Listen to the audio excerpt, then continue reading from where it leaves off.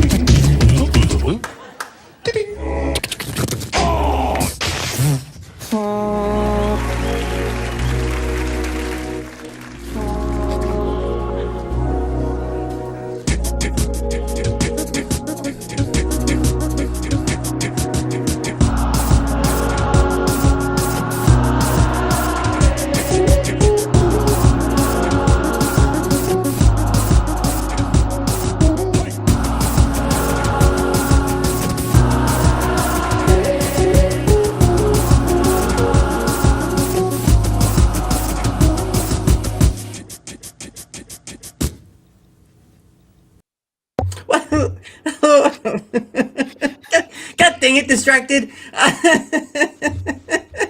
It's intro, first of all, not outro. But anyway, welcome. Oh, I'm not a professional here at all. Anyway, welcome to Darachat. My name is Daramouthe, or Dara for short, because some people say Daramouthe. And I'm just like, it has a silent E at the end. Come on, people. Where's the language at? I know how to spell. Goodness sake. But anyway, thank you all for being here. And I want to thank my guest, the DoomGnOm. DoomGnOm. Sorry, I actually. Oh man! Oh. when I first saw it, I said DoomGnOm. That sounds like it rhymes. There you go. Then I was like, it's DoomGnOm. I was like, oh, I've been sounding it wrong all this time. I looked at it wrong. Oh my goodness. But no, it's DoomGnOm. And thankfully, when you do the ad thing on like Twitter X, it fills it in. Although you're not DoomGnOm, it's Mountain Gnome. Yeah, Mountain Gnome on X, yeah. And then you just kind of have to add it that way. And then there's I can't remember what else, but yeah, it's otherwise I'd be like DoomGnOm is coming on. It's like it's the right one. But no, well, thank you for coming on, even though I called you the wrong name. That's always so good, man. There's always some gentleman who wants to hear. It's like, oh, reminds me of someone I know. Dude, that was a sick intro. Like, did you make that?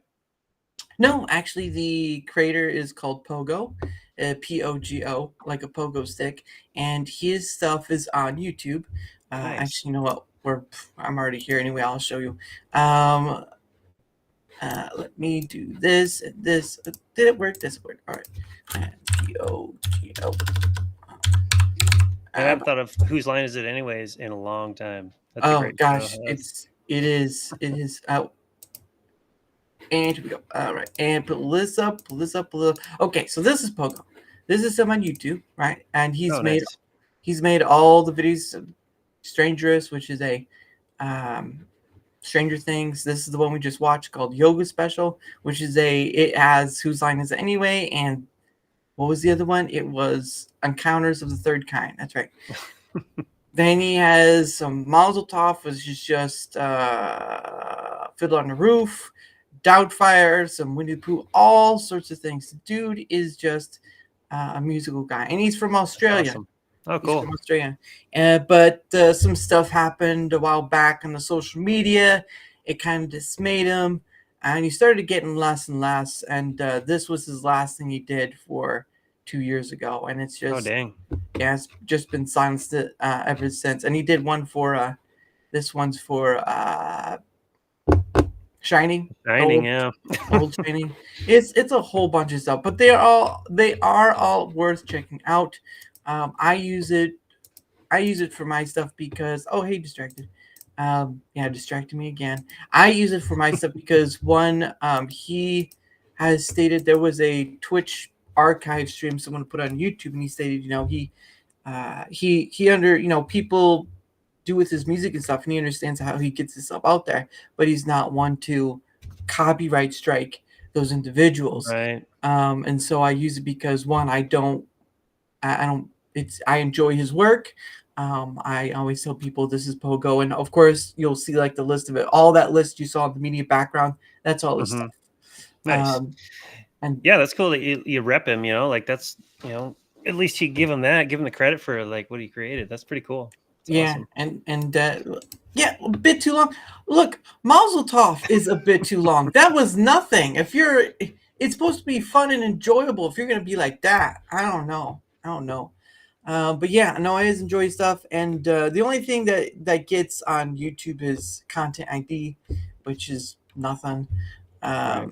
But it's mostly just the company he used to put his songs out there. And so it's just the AI company thing, or the AI of the company.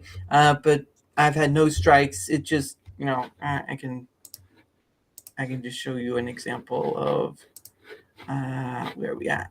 Where are we at? Nope. I don't want to go back there. Where's my? There we go. And let's do this. Okay, so this is my background of my wonderful stuff. Now, so the thing I get hit by, right, copyright protected, blah blah blah, is this one Day With You by Pogo. No impact, content ID claim, everyone still see it, blah blah blah blah blah. Because again, the company put his stuff too. But I'll still, as long as I'll still use this stuff, and that's why I also multi-stream too. Because if something happens on YouTube, guess what? I'm over here too. Right. So. Yeah. For sure. Yeah, because I was gotta have a backup. Well, and the thing for me is there are a few creators from YouTube I've been following, and one of them's dealing with being demonetized, and I'm just like, I feel bad. I do hope that they get things resolved, but this is YouTube we're talking about. This is like trying to pull water from stone, and not even stone. This is trying to pull water from a neutron star about to die, because it's Google. And so I get it. Your guess doesn't look like a gnome. Hey, that's I'm not literal. Gnomes are mystical creatures, right? It's his fault. It's not mine. I just asked him to come on. Whether he was a gnome or not, I didn't know. Let's blame the guest for that one. But no, the content creator I'm following that's having this issue also has a channel on Rumble, and it's just like, well, thank goodness he's multi-platformed himself.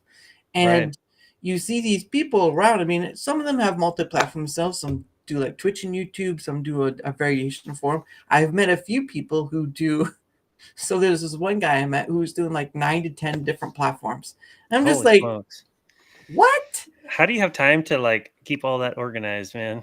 I that's why I just do YouTube and Rumble, because I have a full-time job. I don't have this social with bandwidth to keep up with all that stuff. Right. And maybe one day I'll add one more, but I'm thinking 3 is my magic number, and that's it. There's not going to be any more than that. And Sure. I don't try to push it on anyone, multi-platform, whatever. But when I keep seeing, oh, I keep getting demonetized, oh, I keep getting banned, oh, I keep getting hit with this and this, I'm just like, what are you doing to change that? What? Right.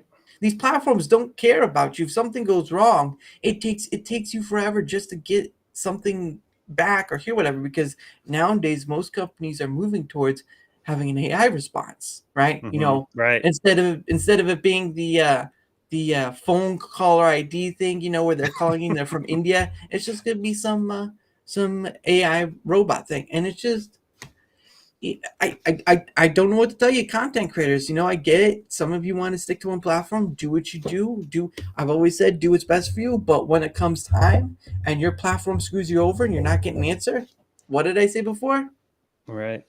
You can't put all your things in one basket. All your Yeah. chickens or eggs in one basket. Is that the saying? Yeah, eggs in one basket. And it's a funny thing too, is we're in an age where not only do you have something like Rumble Studios, which is, if anyone doesn't know, it's free to use right off the bat as long as you have an account. You can stream to multiple platforms for free with it, but it doesn't, it doesn't cost anything to do that sort of thing. And why wouldn't you take the opportunity to do these multiple platforms, right? Back in the day when, like early 2000s, whatever, when video platforming was such a small thing, right? Like I think Right.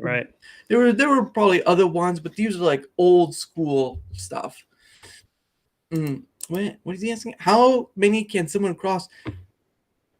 Look, the biggest one I heard from someone that I had on was like 9 or 10. I don't know. You gotta have the bandwidth though for that. Like Yeah, that's true. I live in the boondocks and I'm running on Starlink, so it's like I'm like, Yeah, I could maybe do. I've streamed to X as well as Rumble, but it just like taxes my internet big time because I only got like 10 to 12 upload, so it's kind of it's like that's satellite for you though. Yeah, but dude, it's better than what I could get locally, which is mind blowing. Like, I have better service from a satellite flying around our planet than I do from the local internet company. So let me guess, Spectrum. They do have Spectrum, but not where I live. I live out of town. So it's like a small ISP, like local ISP that I have, that I could have. But nothing against them. It's just it is what it is. Yeah, because when you live in the country, you have to make some sacrifices and not have fiber optic internet. Right. So I thought the sacrifice would be living out in a swamp with a banjo. That's the thought. Yeah, right. Well, it's first world problems though, Paul, how can I get the internet on this route? Shut up, Timmy. But no, it's still it's still a very erratic sort of thing. But I mean, even then, yikes, yikes is true. But even then, I mean, it does allow you to. I mean, I know there's a mobile version of it, and I know there's a higher grade version towards that. But you're relying on a bunch of satellites going around in low orbit, right, trying to keep a connection with you where with wiring, right, you with an Ethernet you're connected in, there should be no issues. Like when we had the what was that solar thing that happened like a month ago, solar flare, the solar flares that happened, it definitely affected my internet big time. And like just because it was all kind of wonky and like it still worked, but it wasn't like great. And they even had like a notice on the Starlink thing. It's like, oh, you might have disruptions, blah blah blah. I'm like, okay, whatever. You said I might, and yet my system is down. Right? Yeah. I can't even stream out. What are you saying? It might. It's already happening, and it's darning distracted. I live in a Bob Ross painting. So does that mean you live in the wild where the elk and the bear cross your stream every day, and you're just like, God dang it. Absolutely. Yeah, there's bear and there's elk and deer and bighorn sheep. Bighorn sheep. Yeah, all kinds of cool stuff out here. Yeah. Does that mean you've ride the sheep yet? Since they're they got big horns. You can... No, this isn't World of Warcraft. Dang it! Yeah, it would be sick though. That would be cool. Like how impressive would that be to ride up to McDonald's on a bighorn sheep? Go back, go! I'd like my $10 Big Mac, please. And he'd like the apple pie too. Right? No. He wants the cherry pie. If you have the cherry pie, sir, we don't have cherry pie. They don't have cherry pie. We're out without it then. My bighorn sheep speak is pretty rusty. I'm not exactly sure. Look, I'd like a ride to work. Look, I get it. Really I do. No, come on. Don't do me like that. I only have these shoes. You can't have these shoes. These are too nice. Look, I get it. You run a business here. Seems like something out of a poorly done skit by someone who doesn't know how to do comedy. When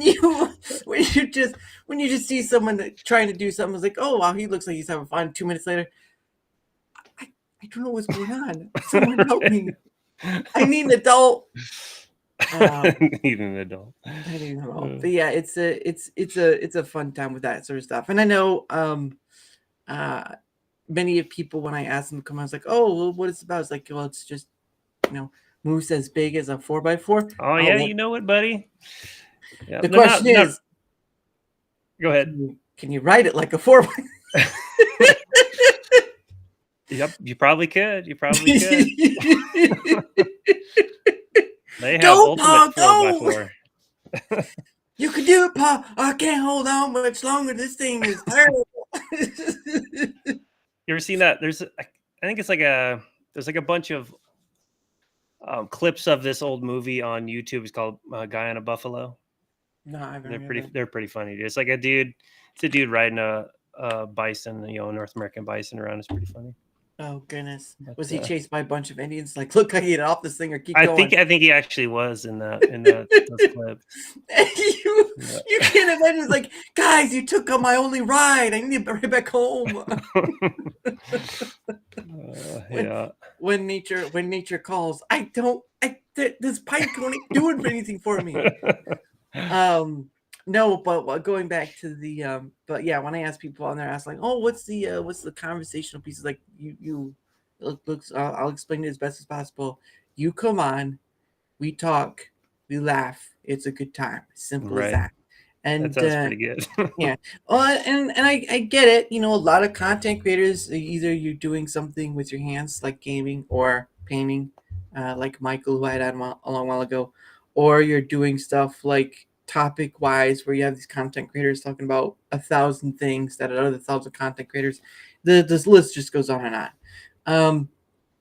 And moose racing, no, please, dear Lord, no. Moose racing. It's might be a thing. You never know. It could be a thing. It probably in the deep wilderness of Alaska where you won't hear anyone at all. If someone gets hurt, oh well, there you go. Yeah. Dinner for a bear. For sure. If you see a bear in a cliff watching, though, that's usually a dinner and a show moment. Anyway. Yeah. But I get it. But for me, the thing is, I find that, especially having 100 different people on, some returning, some only coming on once, you find that when you allow somebody, right? I know you need something to jump off topic wise, but when you can go anywhere, right? You're just like your backdrop, right? You're just in the wilderness. You know where home is, right? Because if you get lost, good luck.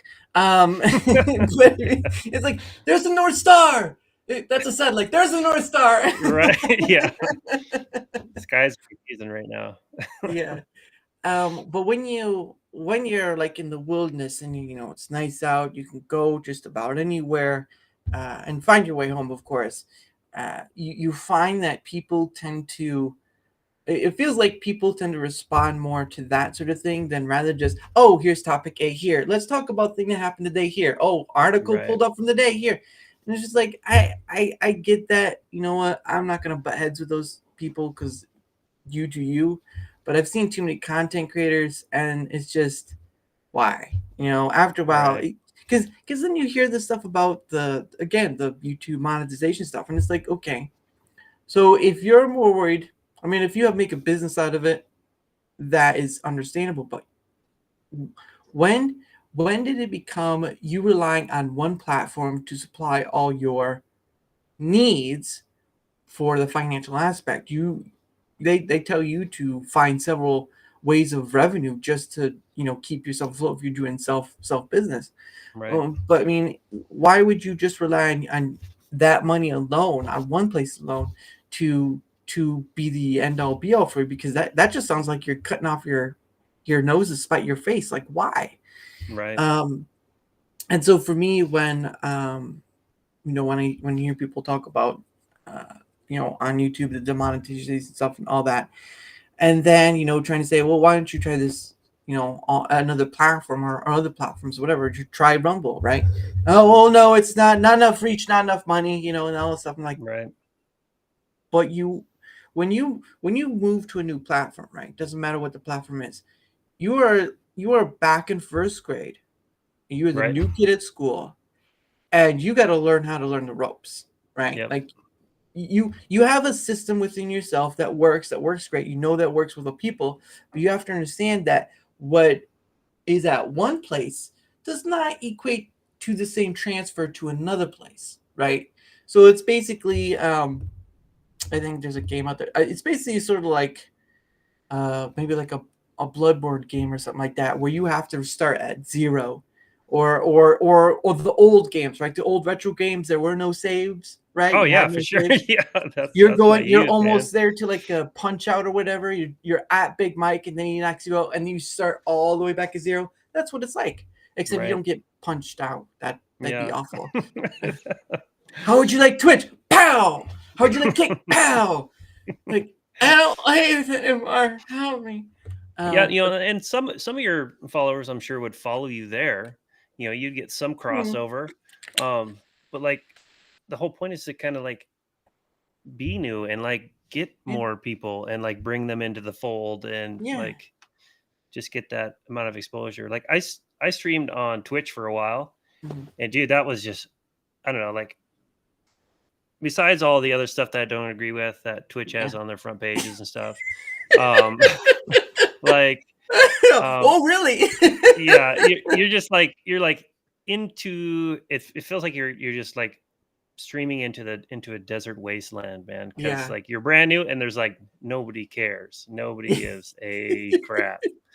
And so you're just like, yeah, I'm seriously like, I kind of started streaming at Rumble, and I've had more people in my streams talking to me and like hanging out than I ever did on Twitch.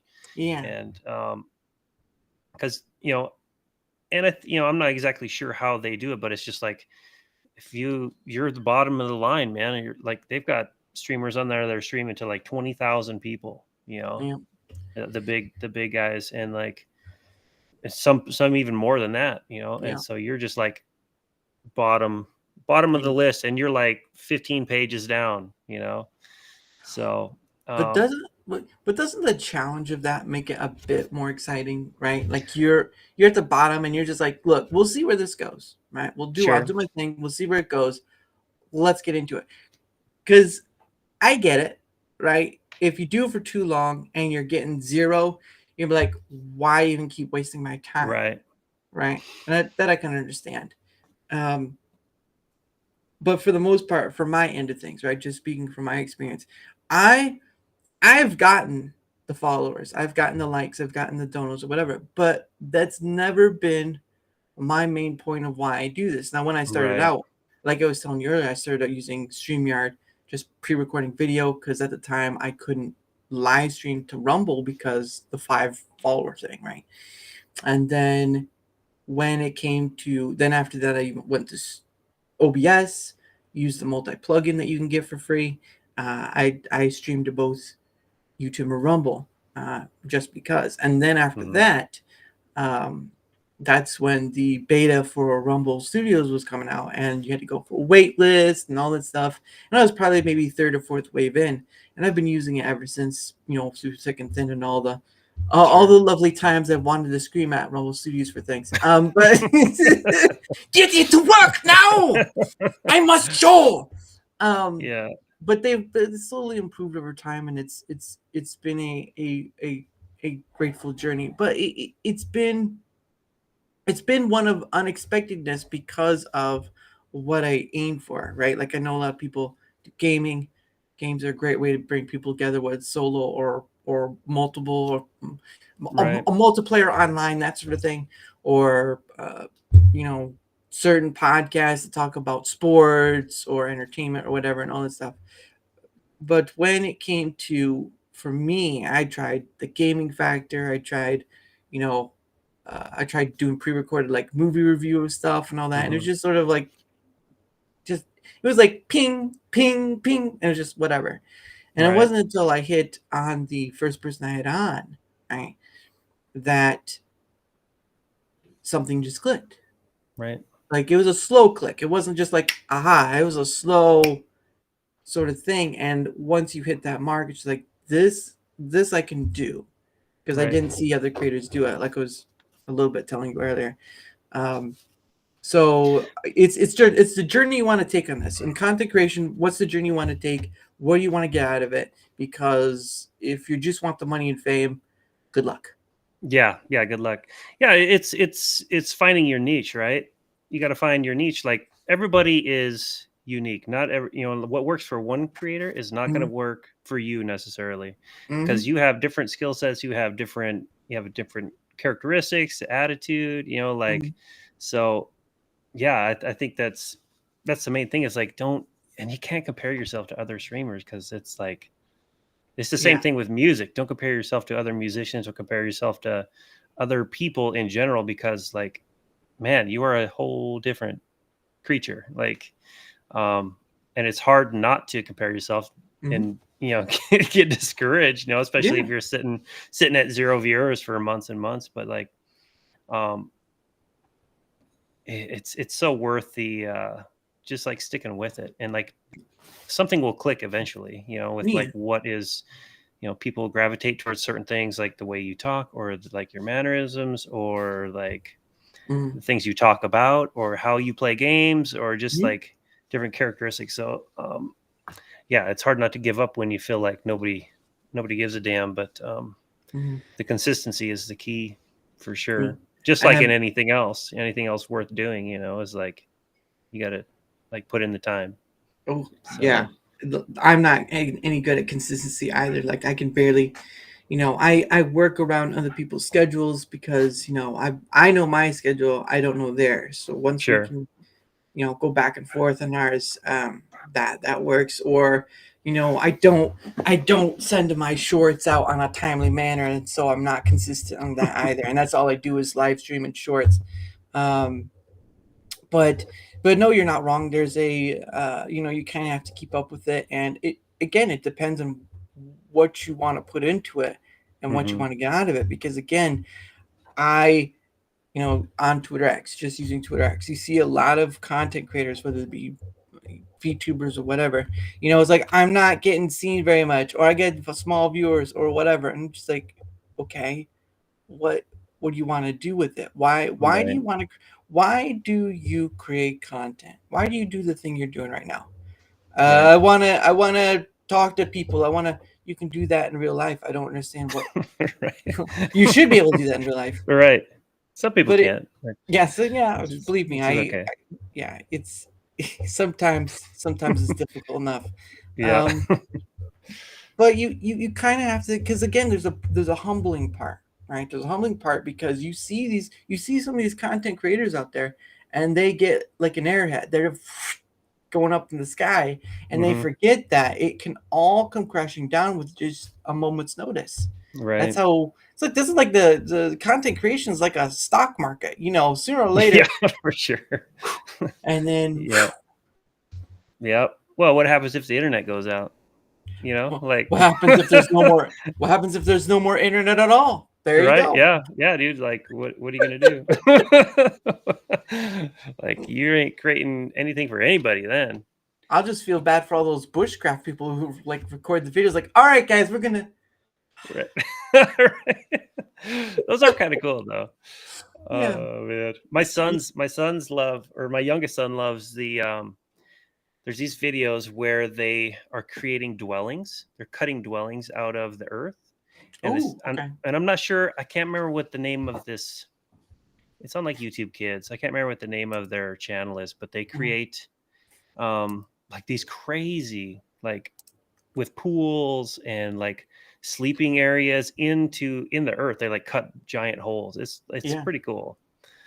But like hopefully you can do some of that if the internet goes out, because ain't nobody gonna pay attention to you otherwise. Oh goodness. But I've bought some books on I've maybe bought a book or two on like what to do, like survival of like the power goes out or whatever, but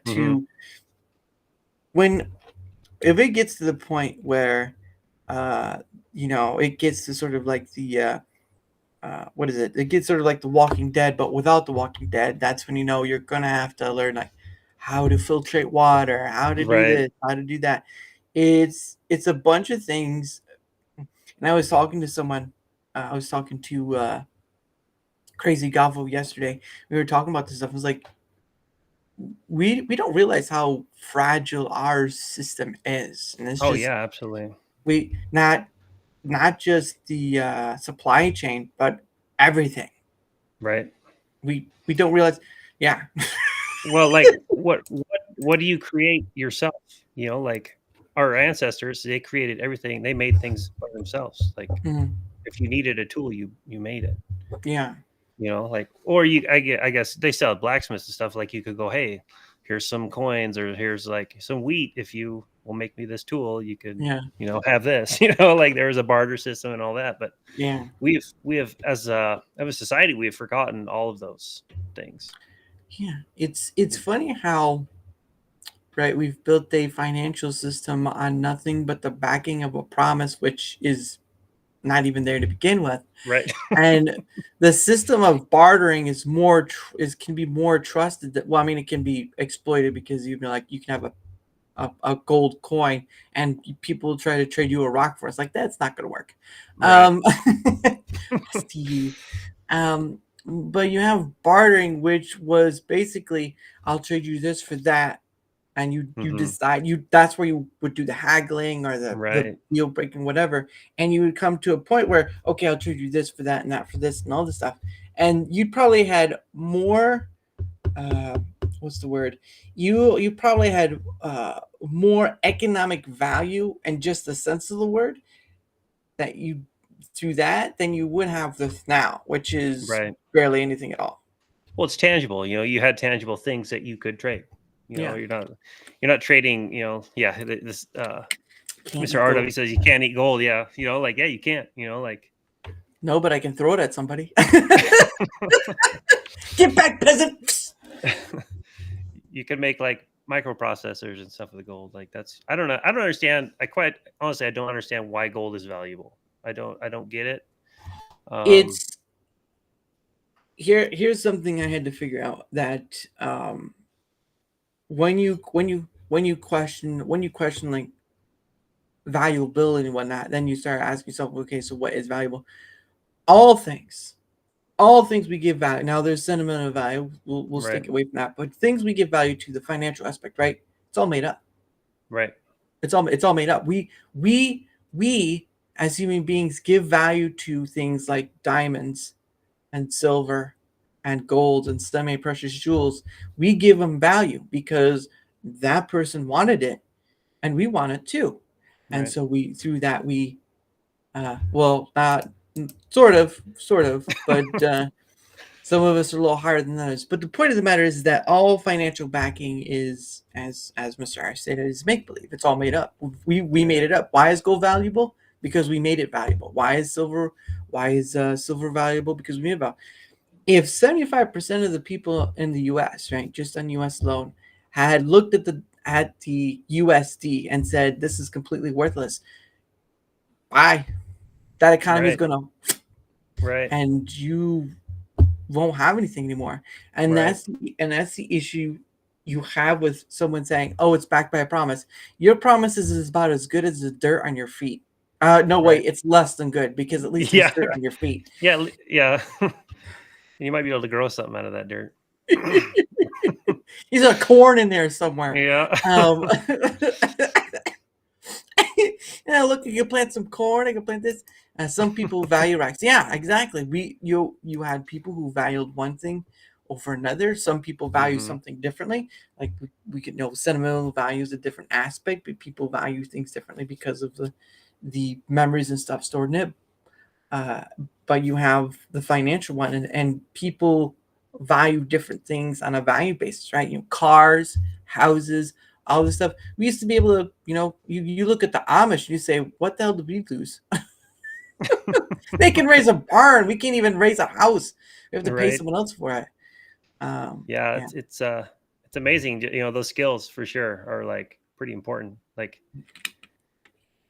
most people, like myself included, like I know how to like frame out a building, but like most people would be like, I have no idea how to build a house. As like, do I. It's there's a lot that goes into it. Yeah. But it's crazy times that we're living in right now. Yeah, it's definitely a lot of fragility. Or as one would say, fragile. Yeah, fragile. Must be Italian. Oh man, the thing once that leg got broken, I was like, oh, yeah. And the funny thing is, if we lose everything, they're gonna be just fine because they already live without power. So I don't tell you. But yeah, no, it's a thing people I don't think take stock and notice because we're so busy with our stuff, families, whatnot. And I think the issuance of it is that we don't do the thing we should, and yet we get caught up because the world just keeps evolving with the technology, which just uses it's a never-ending wheel that seems to be eating itself, and that's never a fun thing. But yeah. So you mean so you said you started at Twitch, but how long have you even been doing any of this stuff? Like that's the real question.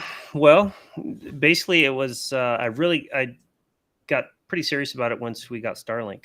Because honestly, I my other internet and I could not stream at all. It was just like I think I had max of like 2 up and like 5 down. And so it was like streaming was non-existent. I wanted to do it. I tried it, but it was just the quality was just garbage because it was choppy. I didn't have the bandwidth to do it. So I've been streaming, I don't know, I'd say almost a year now. I think it's probably almost a year now. I started on Twitch, and I'd always been on Rumble, like not streaming, but I had been like as soon as Rumble was created, I jumped to Rumble and like created my account, my DoomGnOm account. I didn't know that this was going to be like my streamer name or anything like that at the time. But yeah, I had like tried in the past, probably like 10 years ago when Twitch was like first kind of getting going. It was probably more than 10 years ago. Like time is flying so fast. Like I don't exactly know when Twitch was really becoming popular. A little bit like, like 05, maybe 06, 07, something like that.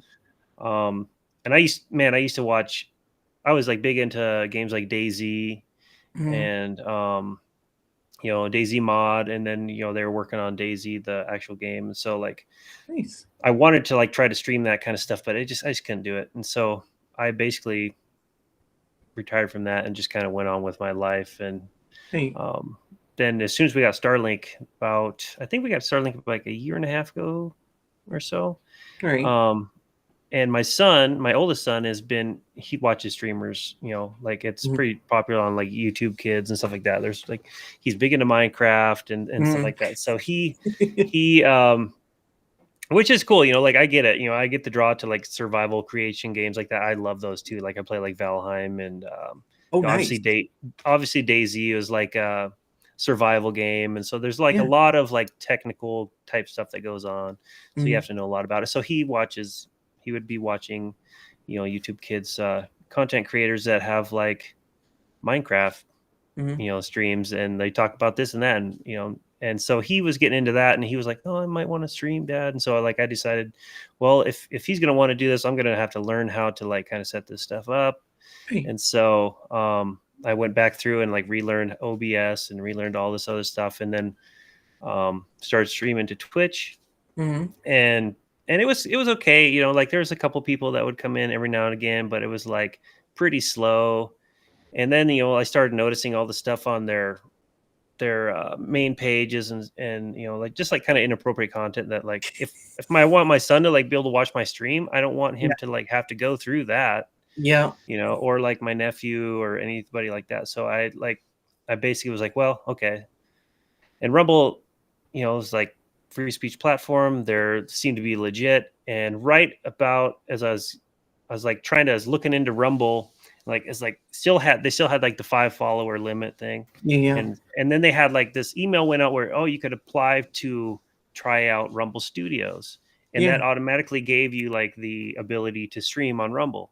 And so I signed up for this email. Then, not like 2 weeks later, it was like, okay, yeah, it's open. And it's like, oh, sweet. So now I can stream at Rumble. And so I basically kind of jumped ship from Twitch, and because my bandwidth capabilities are not that great, I'm like kind of dedicated to just doing the Rumble streaming right now. Barring any like kind of fiber optic miracle that comes through the valley here. So that's when you do the Indian rain dance. Like, come on, please, let us work. Yeah, for sure. Well, there's supposedly all these infrastructure bills that went through, and like they're supposed to be getting internet in these rural places. So I'm hopefully it'll eventually come to fruition. But I'm pretty stoked with Starlink right now. It's been pretty awesome, and I'm thankful that Elon has made that available to not just people in the rural communities, but people like in the boonies, like in other countries that are like, just like, wow, man, they've never had internet, that's got to be like a culture shock in itself, just like not having internet for, like your whole life. And then all of a sudden you get internet with all this crazy stuff going on. What is this thing called? It's called the internet. What is it? Intranet? No, internet. What does that mean? What is it? What does it mean? It means you get to watch Brad Pitt and Angelina Jolie go at it again. Oh, he said Brad Pitt. He said Brad Pitt. Oh man, yeah, dude. Go ahead. No. You're about to say go. That's fine. No, it's just but yeah, like that's kind of like my journey into streaming. Like so I've had a Rumble account since, gosh, when did they come out? 2020? Was it 2013? Yeah. Really? Yep. The dates. It's the dates on Wikipedia, but they were basically they were way different back then. But 2013 is when they started. Right. So I've had it for quite a while, since like the start. But and like obviously I followed some YouTubers over here, to Rumble, and the guys that cross stream, like the Quartering or like Tim Pool, stuff like that. And just like, I don't know, I just kind of always stuck around Rumble just to kind of like help give support, because these guys are like obviously like the real deal, legit, like want people to have conversations, like even if you don't agree with what they're saying, which is you can't seem to do on other platforms. They just like demonetize you or put you into the bottom of the barrel where you never get, they just ban you into the abyss. So yeah. Corey's not bad. He's just, if he's a machine. I mean, he's worked for what he's earned. He's just one of those people that's about what everyone else talks about, and at a certain point it's like, well, this is the house you built, this is the ground you built your house on, so you might as well keep going. But Tim Pool didn't start multi-streaming until like I think a month or two ago, and that was because Rumble is a Canadian company, but they have headquarters in the US, so we'll see how that goes, because they funny thing is, like in the back end for creators, they did when you say where you want your your cash out or money to go, they'd usually just do PayPal or check, but it's the Canadian check, right? Well, now they changed it. It's actually the Canadian, the PayPal and American check, right? So there's gonna be some updates to that. It is, but headquarters in Florida. Yes, there's one in Florida, and I believe there's one in Washington D.C. Yeah, I think they have 2 of them. Yeah. So, the creator house happened in Florida, I think. Yes. So it's not. It's right. I believe they say it's right around the corner from the headquarters.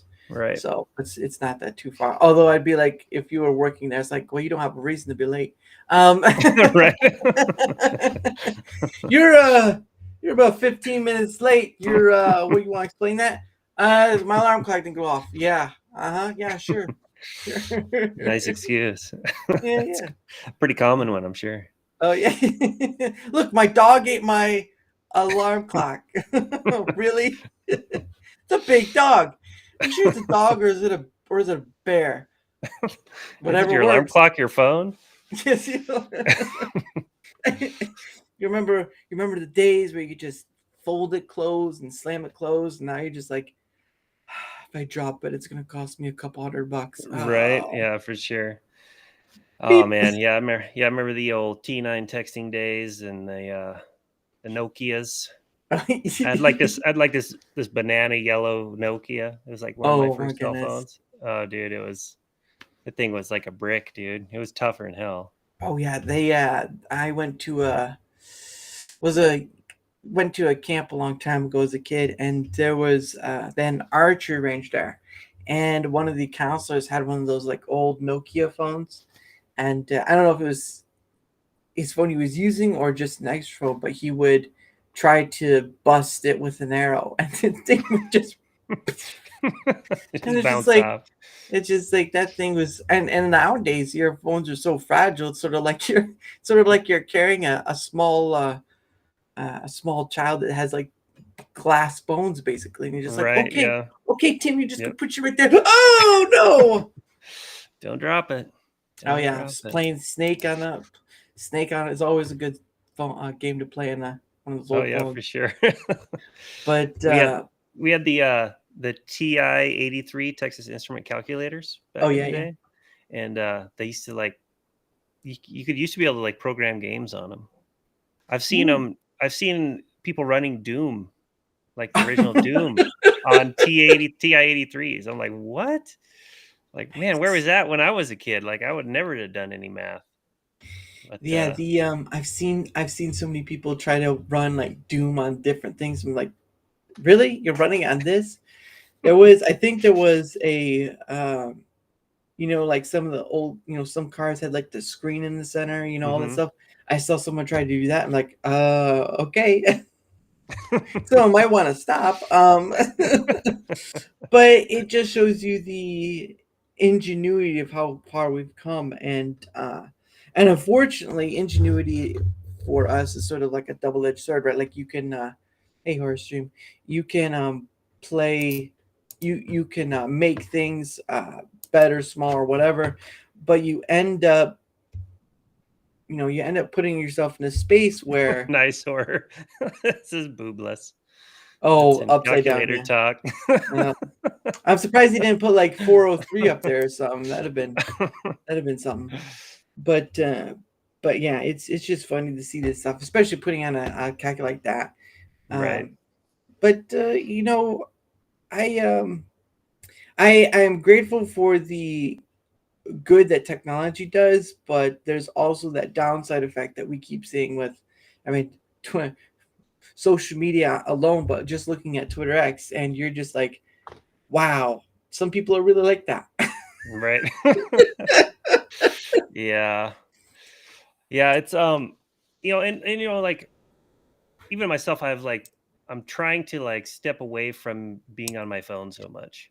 Yeah. That is like, and I think a lot of people are addicted to the phones, and I know I was, for sure. Yeah. I definitely admit to that, like, so I've been trying to like step back from it a little bit and just, like as the kids say, touch grass more, but it's not like I'm not touching grass every day anyways. I'm like in the mud and stuff, um, but yeah, that's definitely something that, people need to be aware of, is like just how all consuming the phones can be. Yeah, smartphones create a lot of zombies, that's for sure, man. Or as Sure. the kids would say, NPCs, but that's a different story. But right.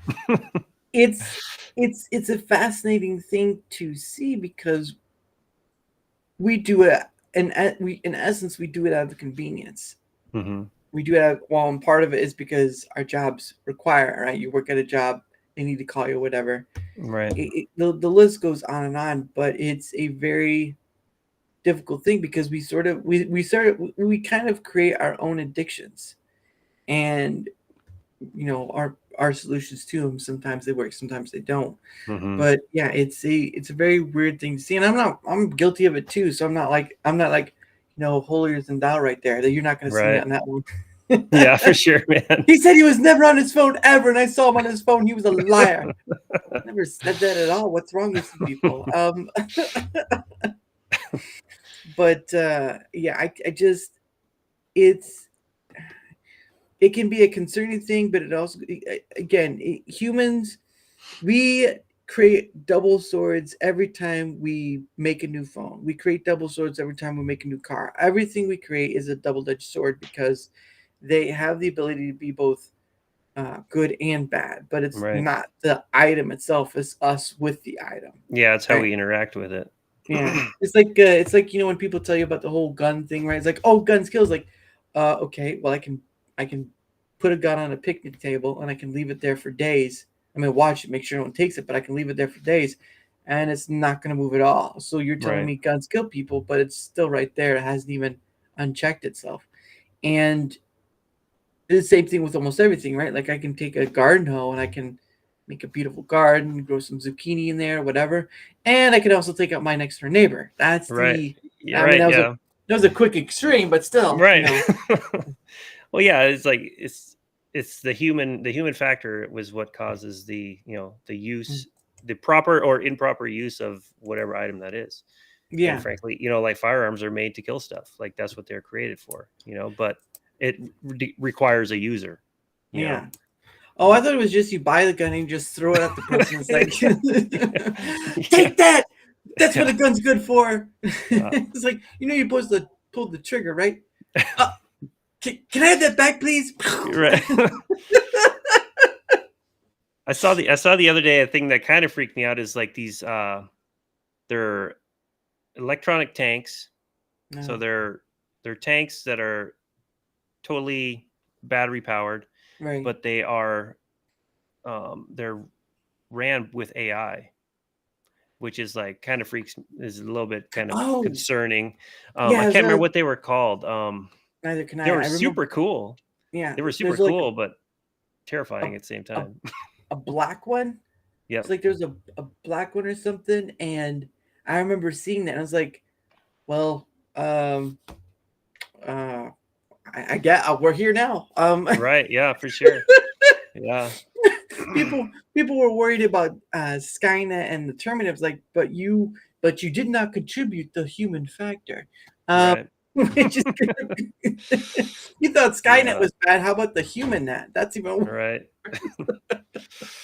Yeah, it's so it's like, yeah, there's something, like, I think AI's like you said already, like, there's double-edged sword on all these things, and like it can be really, AI could be like super fantastic and like help humanity in so many ways, but it could also be just like used in really terrible, horrible ways too. And I'm pretty sure it already is being used to manipulate people and how people think with propagandizing to people and stuff like that. But it's we need some sort of ethical type. There needs to be some sort of discussions about the ethical use of AI. What is okay, what is not okay, how you can code things. Like there needs to be some sort of agreement came upon about that stuff. But you're gonna be, the unfortunate thing though is that technology moves faster than we can think on the matter. Right. And now I was talking to someone else a long time ago about this, is that our laws in the US are so slow that technology will already be at the point that it won't matter. All right. You can say you want to stop, you can say you want to, do the ethical thing, but all that stuff, human curiosity mixed in with the free, this sort of free thing toy there, is just going to go bonkers, right? I mean, like you said, there was the instance of, what was it, the Taylor Swift ordeal, all the generative AI and all that stuff, or some other, or the AI voicing, right? You could take a sampling of someone's voicing and you can get close enough to that person's voice. The crazy thing on that is like where they're doing like the live videos. Yeah. And it's transposing their faces and their voices at the same time. I'm like, holy smokes, dude. That's like, wow. Like that's, you could be anybody. Oh, yeah. It's wild. Yeah. It's a interesting tool. And of course, I'm not going to exempt myself. I've used Midjourney in the past. Not anymore because they can't pay for it. I've been using Opus.pro to help make my shorts, and that uses AI. I've also been using something called Claude.ai, which is just, helps my titling or just going over something I want to say and just kind of proofreading it. There are usefulness to it, but again, you do have human curiosity. It's like, let's just see, let's see what happens. Let's see what happens. You can do. Yeah, let's see what happens when we cross dynamite with a cougar. All right, let's go. Yeah. Yep. Oh my goodness. Oh jeez. AI drones with facial. Yeah, obviously, well, China already has that. I mean, duh. Like that's, I guarantee we already have that. Like for sure. Army somewhere does. Yeah, for sure. You can't do anything without the operations discretion. What happens if there's no operator? True. What happened if there was never anyone at all? I only saw the first RoboCop, and then I saw the remake RoboCop. So no. Yeah, I haven't watched RoboCop in a long, long, long time. Freeze! Do not move. I just do that to scare people. I was like, "What the hell? What?" You dropped your wallet. Usually there's the point where you tell that after you pick the wallet. Right. No, to your left. No, your left. Your. You ever feel like you're trying to give directions to somebody? It's like, okay, look, you can go down the left, right? You see the light right there. Second light, go to the left, right? Then after that, you can go a gajillion miles down the way. Sounds like you sounds like you're giving directions in the country, man. Like that's like how we give direction out here. Oh, you go down this like couple miles, take a left at the red tractor, and like that's kind of how we give directions around here. There's Uncle Timmy over there. You're gonna keep falling down that road until you hit Uncle Buster. Uncle Buster's the one guy with the wiggly tooth. You're just gonna see him your turn, right? Don't pay him any attention. Just keep driving by. He'll talk your ear off. Oh yeah, he's got moonshine, so you may want to keep clear. You got kids, you better keep clear. Just stuff like that. That'd be hilarious though, because it's just nonsensical after a while. It's like, honey, I don't have a map. I just have people. Right. Oh goodness, but yeah, when you're in the city, right? Which I am. When you're in the city and you go just a few miles out from the city, you begin to realize how much more country there is than cities. I know there are big cities, right? capitals and whatnot. But when you go out from the smaller ones and you get past, their arena, you start seeing how big country is and how little cities are. Right. And I know they're like 10 biggest cities in the United States and all this stuff. I was like, well, compared to the rest of the country, that's not that big. Right. Can it fit in a... Oh, go ahead. Yeah, well, like the thing that, like I couldn't live in a city. There's just too many people. It kind of freaks me out how the sheer amount of people that are in those spaces. But like everybody thinks that there's too many people. It's like, dude, spread out. Like, look how much space there is. If you get out, like you said, you get out of the city, man, there's a lot of space, dude. A lot of it. And a lot of it is not being used. It's, you could, like buy some acreage. I don't know why they don't start new townships and stuff like that anymore. Or buy ghost towns. That'd be interesting. Right. Yeah, for sure. Look, I bought this here ghost town. There ain't no ghost here. There's no ghost at all. It's just empty. That's false advertising. Can you imagine if someone bought a ghost town on those pretenses? Like, look, this ain't nothing. There's no ghost here. I stayed here last night. I ain't get haunted. I ain't get scared one bit. I ain't scared one bit. I and my cousin Timmy with me. We were just hooting and hollering. Nothing. But no, that's it's pretty funny. But yeah, it's an eye opener when you get past the point, because I think a lot of people, when you stay in some place for too long, like a city or whatever, you get surprised, right? Mm-hmm. You get that's not like take your breath away, unless you're like at the Grand Canyon, then maybe.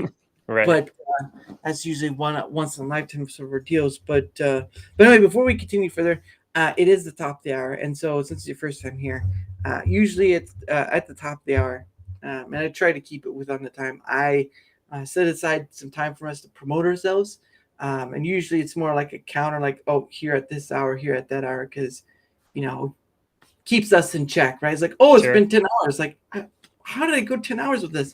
But anyway, so I did put your the links.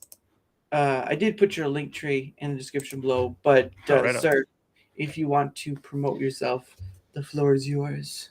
Oh, right on. Yeah. I stream every Monday, Wednesday, Friday on Rumble. You can catch me there. I stream like super early because I have, I'm a small business owner. I have my own excavation company. So I stream early mornings. I'm usually on by 5 a.m., but most of the time I'm on there about 4 o'clock. Wow. So I usually start 4 a.m. to about 7:30, so I can see my kids when they wake up and go to school. And yeah, so Monday, Wednesday, Friday, I am doing like a 300 follower giveaway. Mm-hmm. So I'm going to do like a Steam or Epic Games game giveaway. And I got some DoomGnOm stickers. Ooh. So if you follow me and here we go. Where's the camera? There we go. If you follow me and if you sub or give me like a donation, a rant or donation, it automatically enters you into the giveaway. So, and we'll do that when I hit 300. I'm at like 250, 251 right now. So it's pretty cool. Also, Horror says you don't have a Rumble link in your link tree. So what? No way. I should be at the top, bro. It should be. That's ridiculous if I don't. Oh, better check first. I'll have to check that out. Okay. I should have one. I can watch tractor work all day. Mr. Iron, I'd be careful of that because it reminds me of a movie. But anyway, guys, Man in the Moon is what that movie was called. But anyway, let me pick my thing. All right, guys, whether you're on YouTube or Rumble, if you wouldn't mind, like, share, following, or leaving a comment, any of it or all of it, because the engagement factor helps not only being seen, but having people like DoomGnOm, Crazy Gaffo, UB Legend, and so many other people. And again, like I said, Friday, I broke 100 different people. Not broke 100 people, sorry. I had on it. I made the milestone of having on 100 different people so far. Saying broke 100 people, it doesn't sound right. A bunch of horses around here. I broke 100. There goes 99 people. Then there's 100 people, and there's 101 people. It's not pretty. But no, guys. I do appreciate whether you're on YouTube, Rumble, on helping with that matter, because again, the engagement helps being seen more, and also it helps me in having more people on, because again, one person leads to another, and like I was showing Doom earlier. I was showing Doom in your head. Yeah, now it's the Dome. But anyway, so this is what partially this month looks like. So that's September right there. That's September. So that's a lot of people. And again, some of those are people I've met through other people I've had on, and some of those are first timers that I've met from other circumstances. But again, if you want to come on, if you're someone who wants to come on, or if you want to find out what my other places are, I have my own link tree down there too, which does have my Rumble link if his doesn't have his. That's just a bad creator right there. it does. It's the big image on it. It's the very first one. It's the very top one. We had a clearing up, ladies and gentlemen. So there you go. It's clarified now. But yeah, so anything to help with the engagement.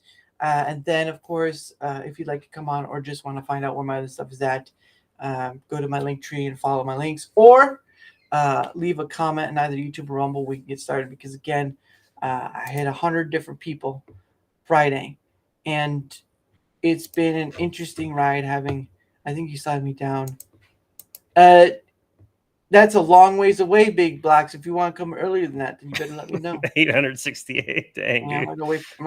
There you go. He says, the image is a link to your Rumble, kind of mysterious though. See that? Mysterious. Well, hey, I'll make it so it's not mysterious. I got to throw the Rumble logo on there, I guess. Make it so. But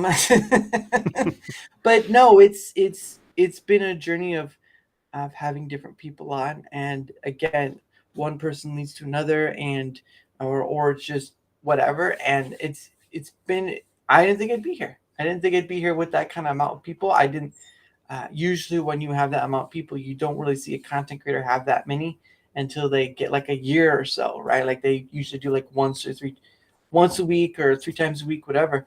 I'm doing almost every day, and I'm finding that through the process, and then not the process, but just the doing of, and then these people, right? It's like, how is it I can go to 100 different people, have them on, talk about whatever, and there's still another person after that, and I'm just, excuse me, and I'm sitting there myself most of these days, just asking myself, why have I not seen other creators do this? Because you imagine there are these 10,000, 100,000, almost a million creators, a million person creators, and of course, even if you have a million, you're not going to have a million watching you. That's right. Weird part. But it's like you have an opportunity to be a one-on-one with a person from your, maybe you have to vet them or something, I don't know. But I'm going out there. I still have to do the heavy work of just asking these people on, including yourself. And it's just an interesting fun time. It's been a valuable fun time, because a lot of us are divided in our teams and all this stuff. And I'm just like, okay, I'm reaching across these other different places. So come on, let's have a chat and let that be that. It's just been interesting to find out how, yes, it's not easy, but it feels like it's something that's been missing. And I don't know.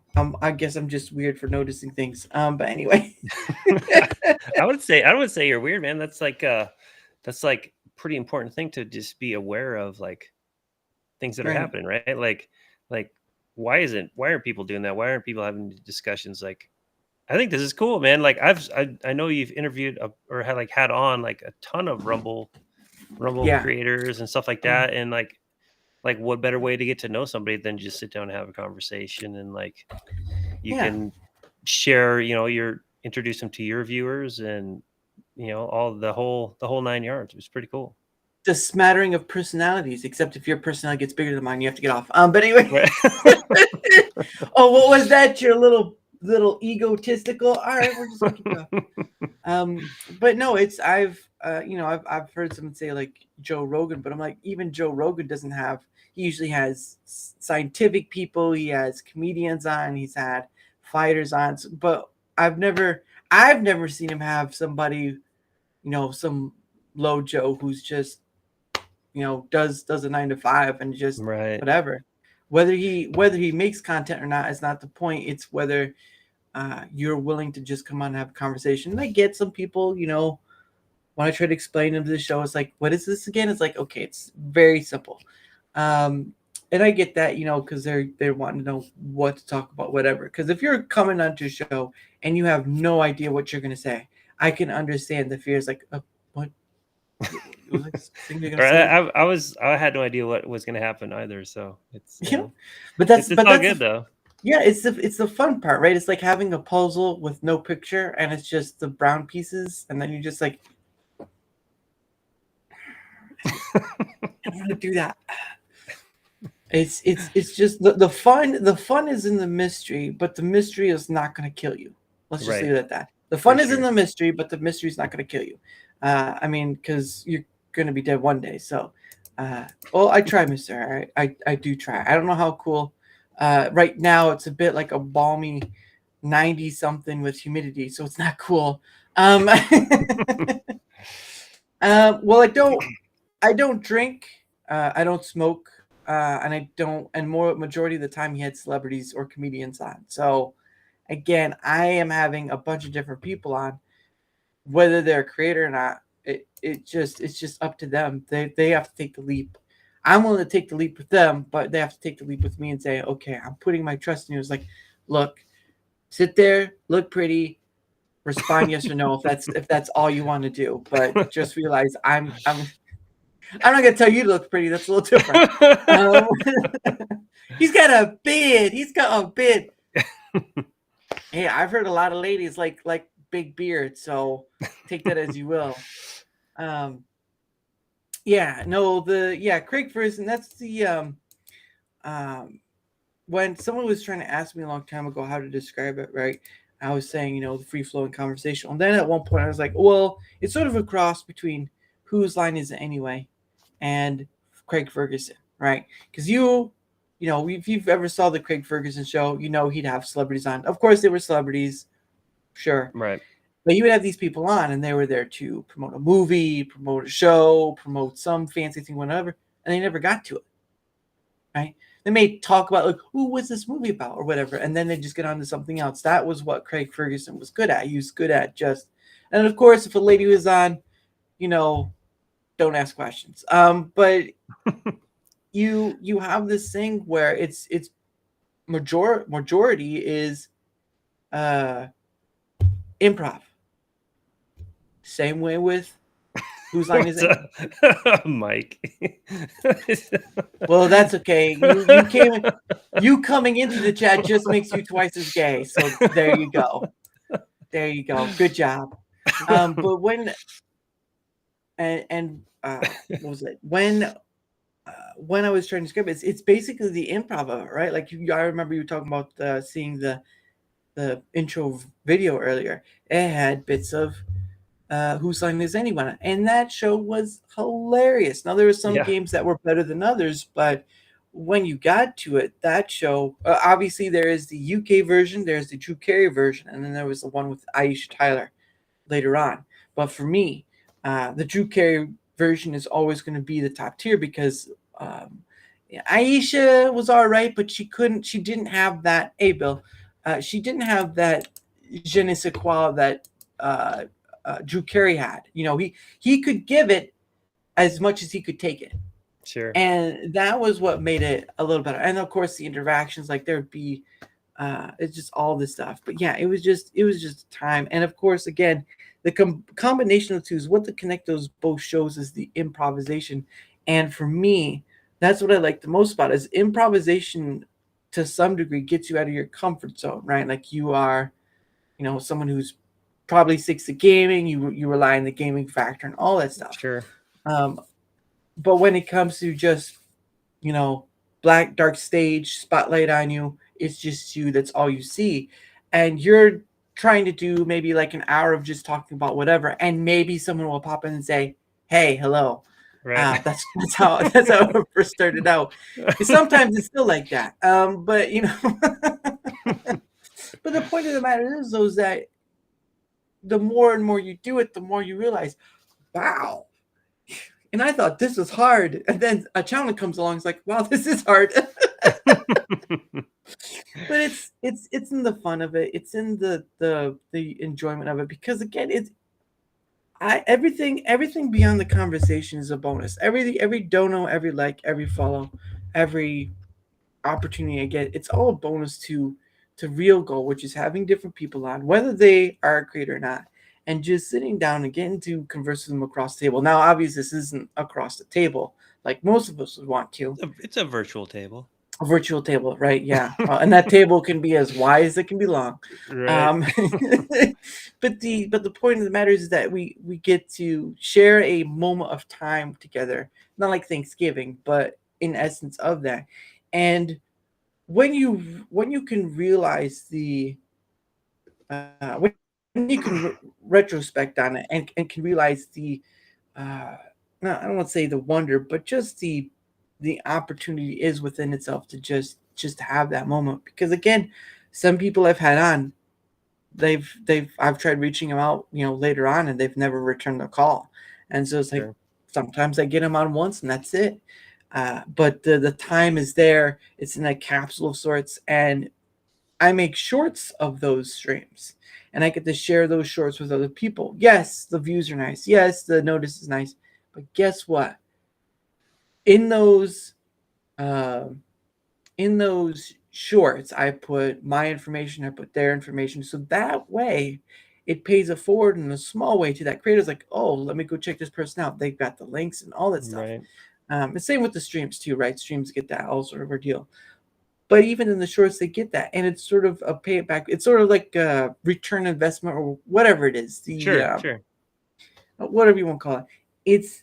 It's that ability that even if it's on once, I can use that, and it's content for me, sure, but it's content for them as well. Totally. And it's an appreciative source, because again, what if you have someone on, right, and you find out, sometime later, that they're no longer there anymore. You've just captured, in essence, a moment in time with that Right. person that you don't get to have back again. Now, of course, media doesn't last forever. There's a limit on how long a hard drive lasts, and all this stuff. There's a limit to how long things can last. It has to be transferred over. But when you at least get to capture a moment between two people or more, because I do another part of this, which is Dara's Hangout Tent, which is a show of sorts, which is sort of like Darachat, but it's a bigger format of, there's 3 other people. Oh, nice. It's 4 people, including myself, and it's just people who've been on as previously as a guest. It's a way of pollinating, cross over, or whatever you want to call it, and just bringing these different people together, because at a certain point I can show you and say, look, these people may not agree on certain things politically, whatever, it doesn't matter. What they can agree on, though, is that they came together at a moment and they sat down to have a conversation. Did they have a disagreement? Sure. Did you see them yell at each other? Did you see them bash heads? Did you see them? Probably in a funny manner, right? Like in a funny, haha manner. But you got to see it. You got to hear it. You got to do all these things. And that's what I'd rather aim for, because we're at this point where it's just this at each other's throats. We're at each other's different sides of the team, and we're not reaching across the table. I get it. If someone comes on and they screech your head off, may not ask that person back on again. But if you have a person come on, disagreements abounding, some things you agree on, silly stuff, stuff like that. That's great too, because that shows that it's possible to have a conversation. It's possible to have a moment of camaraderie, even if you disagree 90% of the time. Yeah, for sure. It's that middle ground that's important.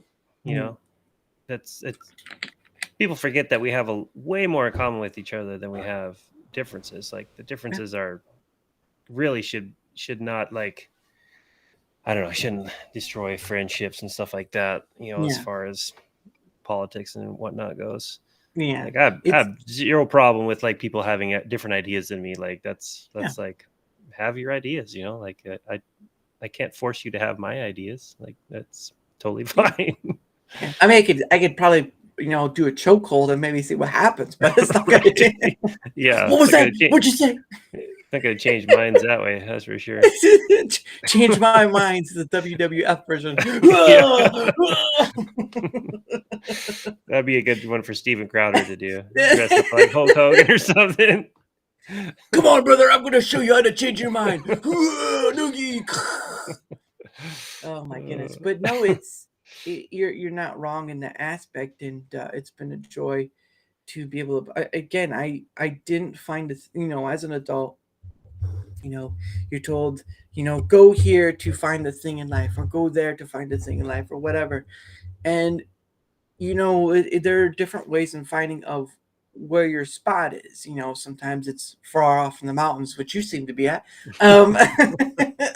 or it's within the hustle and bustle of a city, or somewhere in between. But as an adult, you are, you know, you can get advice, but you're left to your own devices, and to find what you want to do for yourself for the rest of your life, that's hard. I mean, you can go to college, sure, but college nowadays is useless. The only thing it's good for is, you know, stuff that's really important, like medical, you know, higher things. But at a certain point, like, you know, it's just not usable. Yeah, if you want to be a doctor or an engineer or something, you know, anything that's STEM related, you know, scientists like that, that's just what college is for. Like everything else is like, man, get into the trades. If you want to build something or you want to work on cars, like you know, it always bums me out. Like my parents grew up back in the day when you could, like, if you didn't know this skill, you could go get a job and learn that skill, like, and get paid. You know, like now is everything, oh, you got to have, you know, you got to have 5 years experience. It's like, well, how are they supposed to get this experience? Yeah. You know, like I see jobs like listed like that all the time. And it's just like, well, like you got to give somebody a shot, you know, like if they want to learn how to do it, they'll learn how to do it. If they can't do it, you know, what you find somebody else. But yeah, that is college is like, I don't know. I wasted a lot of money going to college for sure. You know, I'm doing nothing related at all to what I went to college for. Yeah, I went to college to become a teacher, and like I have pretty much no interest in doing that, you know, anymore, because basically, you know, things are crazy in their education, you know. But also, like, I was, you know, I basically went to college because, you know, somebody told me I should be going to college. Yeah, and that's not what you should do. You know, no. I could have had zero college debt and been making the money I'm making now, like right out of high school. Could have been a pirate too, you know. That's I could have been a pirate. I do play a pirate on Skull and Bones that I play. Okay. No, I get it. Yeah. You cosplay as a pirate every now and then. Yeah. Shiver me timbers, honey. You need to get off down the rafters. Walk the plank. You old hag, you walk the plank. What'd you call me? A little too far. Far. Yeah, too far. But the times have changed enough where you want your kid to have enough open ability to just go wherever, but you also want to keep it within an area that, not to direct, but just kind of like, because there is so much out there in this world. And I know, you know, there's some degree people want to, you know, artists or whatnot, but at the end of the day, minimization to Cruise Rumble. Oh, that's right, the PIP. Oh, okay, that's on the app. Nice. I hope you can hear me well, Bulldozer. You Bulldozer. What is black? Wouldn't there be a huge void in your life for the missed humanity classes? Yeah. I don't know what I would do without those things, without all those classes I took that I don't remember a damn thing about. It's funny because you go to college and they expect you to do psychology, all this stuff, and it's like, if you give me a home ec class, great. If you're gonna give me a bunch of stuff that doesn't really have to do with the thing I'm after, you've just made college pointless. Right. Like, yes, we understand doctors need to do a certain amount of time because they will have people's lives in their hand. Then you've got engineers and a few other things. But when you're talking something like, being a trash collector or some sort of, or being an accountant, right? Like, you don't need to be some high and mighty for accountant. You just, if you like numbers, guess what? There's a whole world of numbers out there. Yeah. And there's a lot of different ways of going about it. It's looking at your options and saying, wow, there's a lot of options. It's saying, oh, there's only 2 or 3 things I can do. It's like, no, you don't understand. This world is too big for you to think so small. And I think that's where people get, and sometimes it's not their fault. It's lessons generation after generation and so forth and so on, because how is that? How do you learn as a kid? I almost said the Batman thing. Why do we fall, Master Bruce? In order to pick ourselves back up. Took Pascal and COBOL coding classes, codes in Python. Hey, great for you. Yeah, I took C++. I've never taken. I tried to do Code Academy.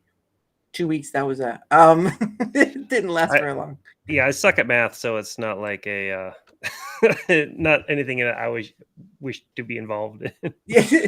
What was that number again? What's the imaginary number with the fake numbers? No. Right. Yeah. I saw algebra and I was done. There is no effort to reduce costs in the college game. They only propose loan forgiveness, which has nothing to fix the system. And that's where people are gonna. That's the next big bubble, right? Or one of them. One of the next big bubbles. It's just another bubble in a line of bubbles. I would say, if people wanted that to change, they'd just stop going to college altogether. Now, obviously, you can't say that to doctors like, hey, doc, stop going to college. But for other things that don't require something as extraneous as being a doctor or engineer, you just starve a college out. Like, these places only survive on the previous people, right? The alumni, their previous alumni, and them. All this stuff. They build their own buyback or whatever it is. It's just if people want to change, they've got to make the change. They can't just wait for it to happen. They got to make it. Right. It reminds every time I think of something like that, it reminds me of John Mayer's song "Waiting on the World to Change," and that was a long time ago. So if you don't know what year that was, I don't either. It's been a long time. And John Mayer isn't a perfect person either. But when he's saying that song, there's a truth to that. We are, in essence, right? You look at governments, you look at even our own, right? We're waiting for someone to come up and say, let's change it. No. Now's the time, right? Because then it involves the idiom, you planted the tree. I thought of planting the tree 20 years ago, and there's the tree I should have planted now, right? Right. The issue of it is we don't, because somehow, some way, we're waiting on someone else to make that change. And I don't know what to tell you guys. The change has to start with you. Right. Yeah. And in any way you can do it, because right now is the time, right? Like, I can tell you right now, we're all on a time clock, and it does not stop. Yeah. And you don't get to see it. You don't get to punch out. Well, you don't get to see when you get to punch out. You are there on the clock. You don't get to see when you punch in. You don't get to see when you punch out. But when it happens, you'll know. Right. And that's another thing to keep in mind too, is the morality. But I don't think it should be kept in mind as to keep you from living. It should keep you on that's the memories to make, right? If you have families, the memories to make, or the fear you have of not being able to complete something. It's like, oh no, I can't do this thing, or I can't make this business arrangement or business deal because, oh, what was this? And it's like, well, you're gonna die one day. Might as well figure out how to do it, right? Yeah. The 2006. Okay, so the song came out in 2006. So thank you for that, Mr. I didn't remember when it came out, but it still holds a lot of truth even now because we kind of are. We're waiting for one person to pick up the mantle and say, "I will change it for you." No. The person is us. We are the world. No, but I just remember that from something. But when you take the time to think on that remark, it's like, yeah, that makes total sense. Why the hell are we not thinking of that? And it's because we're also tied up within ourselves, right? We again, if you have families, you're going to be tied up in that. If you have a job, a business, like you're, self-employed sort of thing, you're going to be tied up in that, and your mind's going to be, stuck, worrying about your bills you have to pay, doing all this stuff. It's an oy vey moment. Right. Oh, was it Jay Peterson, clean up your room? Hey, I try, okay? Just because you see all the pretty colors in the back of the wall doesn't mean it's not clean. All right. But yeah, I truly do believe in that because again, we're on a time clock. I don't like saying it, but it's more true than now than ever. And when people complain about how this isn't changing or that isn't changing, okay, so what about you? Aren't you is not changing in itself to meet what you're looking for, right? Like you want all these fantabulous things that are stuck in your head, and you have done nothing to get to that point, or you've done very little to get to that point, right? Like I can't imagine what it took you to get to where you are at now for your, I mean, of course you were going for to be a teacher, but to get to where you are now with your self-employment and your business, I can't imagine that wasn't like a 3-day thing, it was longer than that. Yeah, definitely was, man. Like, like I have my own excavation company and I spent like 3 years in a ditch, just shoveling and like fixing stuff and building. I've built a lot of rock walls. My previous employer, who's an awesome guy, by the way, still throws jobs my way. Nice. And we've built some really, really cool stuff. And I learned a ton of stuff, on that job, like chiseling on rock and like Nice. Building like 20-foot tall rock walls that are stacked and pinned together and just like crazy stuff. But like, it was all on the job experience. Yeah. I'd never done anything like that before. Like I was mechanically inclined. I can rebuild engines. I can fix, pretty much anything you put in front of me. But like, that's basically how I got the job initially was like, I helped him replace the tracks on his big excavator. Wow. And like it was like 3-4 years in the ditch. And then I was like, okay, I feel like I know enough to like kind of go out on my own, but it was still scary. It was really hard for me to be like, hey man, there's the whole, like the guilt of like, oh, I'm being loyal to my boss, but man, I want to make money for my family. And, like, so it was a huge step for me to like kind of,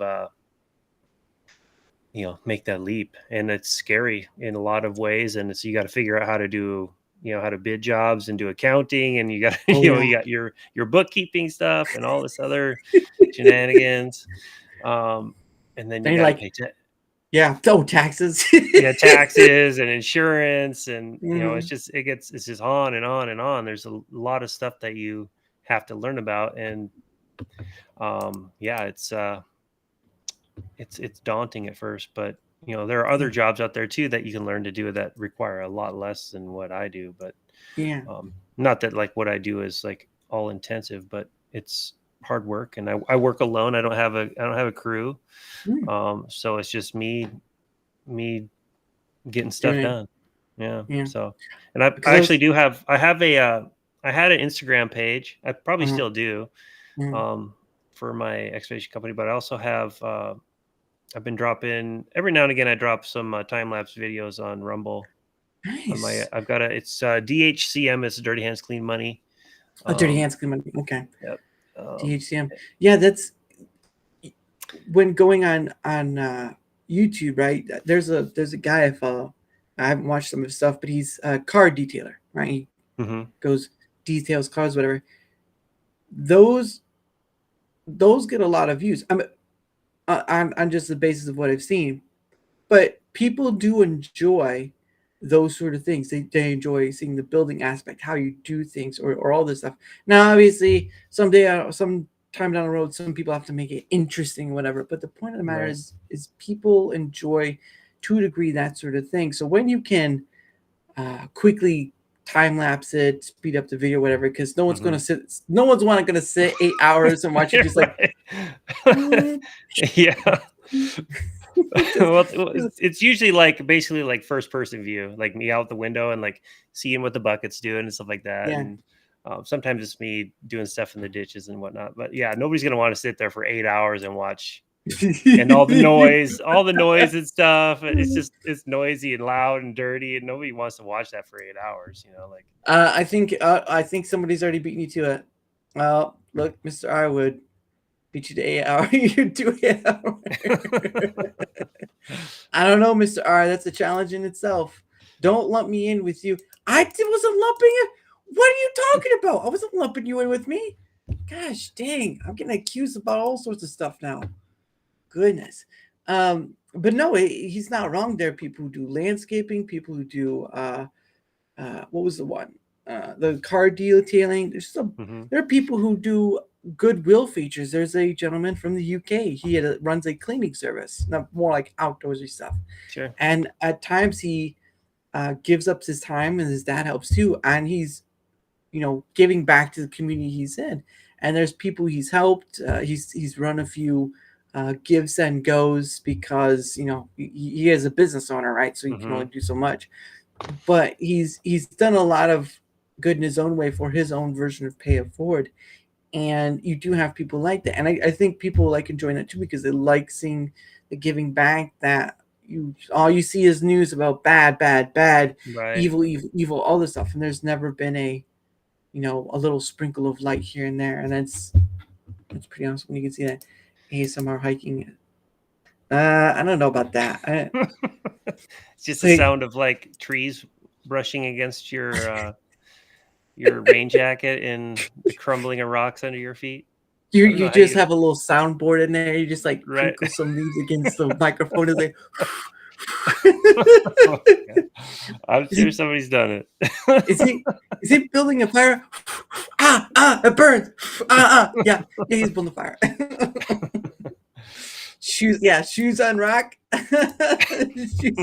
Shoes on rocks. Yep. Oh, my leg.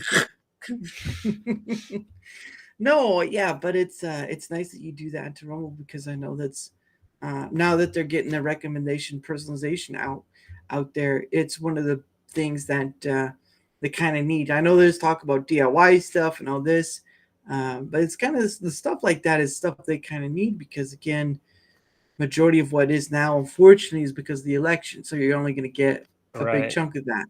But once that is over, they'll need more buildup of regular stuff people like to watch, even silly stuff. Like, look, you go to YouTube, there are people who put 8-hour things, 10-hour things. It's ridiculous. Mostly it's just the music or those like listen to the rain and thunderstorm as you go to sleep sort of thing. But it's needed badly. Yeah, Mr. is right. They do kind of need stuff that's non-political and non-gaming too. I know there are a lot of gamers out there. They love gaming factor, but we don't want to build up gaming like politics has been built up on Rumble, because you don't want to have one monolith and just go to another monolith. Right. You want to have this spread field, and it's difficult for a new platform because I can say Rumble started in 2013, but they didn't start building up until maybe whenever they went public, which was like 2020, 2021, because that's when they got that. Yeah, that's when I like joined Rumble, like when they first had the whole platform came out.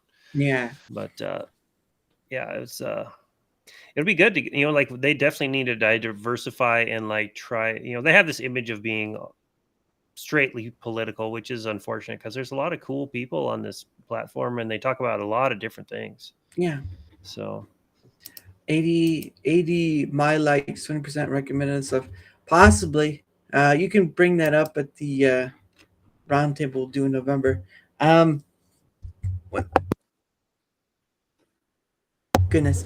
But yeah, it's I during when I on Fridays I do a stream. It's a pay it forward stream, and I go through the live stream section of Rumble.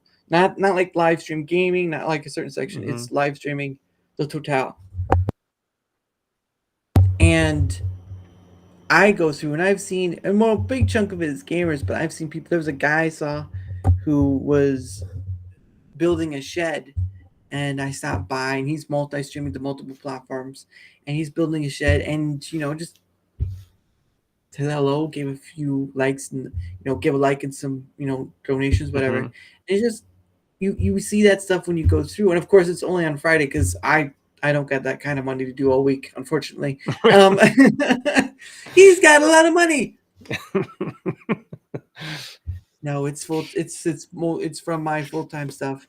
But yeah, when you get the opportunity of doing that sort of thing, and you get to see that there's so many different people making so many different stuff, and yes, a big chunk of it is gaming, but the more and more of people who are interested in doing DIY, and I think part of it is they want to see the views happen and all that stuff. I'm like, you've got to put the stuff out first. You cannot expect yourself to have 1,000 views right off the bat. Not even I. The highest I've ever gotten is like 400 something, and I don't know. I don't know if I'll get any more beyond that. The point of the matter is, though, is that you're creating this content because one, you see something that's not there, you want to fill a niche or whatever, and two, because you enjoy doing it. Because if you're making content and you're not having fun with it, what's the point? It becomes a job, right? And so why would you leave one job for another job? Right. I found that the most fascinating, but the most paradoxical thing ever. You take, you have these full-time content creators, right? Full-time content creators, and they do this thing, and then they get into this point where they're burnt out, and then all of a sudden, like, but why were you going full-time anyway? I get why you were doing it, right? You want to make the money, be self-employed and all that stuff, but why were you going full-time knowing you'd burn yourself out, and you're like, I got to make the content, I've got to do this, because if I don't, blah, blah, blah. Then you need to step back and say, what am I doing in this content creator sphere, right? Why am I not having fun with it, and rather it's more of a job than anything else? That's the way I would have to ask myself, or going through that process. Like for me, I made 2 questions asked: was, what are you going in for, and what are you expecting out of this, right? Easiest 2 questions each content creator can ask themselves. If you multi-platform yourself, that's great. It means you get to be seen by more people and get to have this jamboree of just different eyes, different views, all this stuff. But when you are, on a singular platform, and you're trying to do all this, creating content, whatever, and you become exhausted and burnt out and frustrated and all this stuff, and you don't get that, and you don't stop to ask yourself, why am I creating? Why do I do this thing? What brought me here? It's sort of like the song Once in a Lifetime is, and part of the song is, how did I get here? Why are you torturing yourself if you hate it? It's crazy. It's a very, again, if you're, if you get to be a big content creator and you enjoy the process you're doing and you're having fun with it, that's great. That shows that you're in this position where you're going full time, you're enjoying the process. Burnout is sort of, it's just sort of going too harsh or whatever, but it's not stopping you from being this great content creator that your followers see. What is Mr. R says, what are your goals? How will you get there? And how will you now know when you've reached your goals? Yeah, I just like to make it simpler because I think people just start out not knowing what they're wanting to get out of it. And so asking first, like, what do you want to do with it, and what do you want to get out with it? That's where I picked that up too. But then again, that's just me. People have different opinions on it. Sure. Yeah. Like most of the stuff that, as far as my excavation stuff goes, it's just like documenting, like stuff that happens, it's like this is a project I did. It was cool. It was fun. Like, here's how it is like from start to finish, like here's the progress, like it's just kind of documenting stuff like that. As far as the gaming streaming, I'm just having fun, man. Like, it's fun to play games, and like then I get to talk to people too. I don't have to play a game by myself in my room. It's like it's fun, and like I've learned all this stuff, so I can hopefully teach it to my son if he actually wants to do it. We do like co-op streams on Saturdays sometimes, me and my oldest son.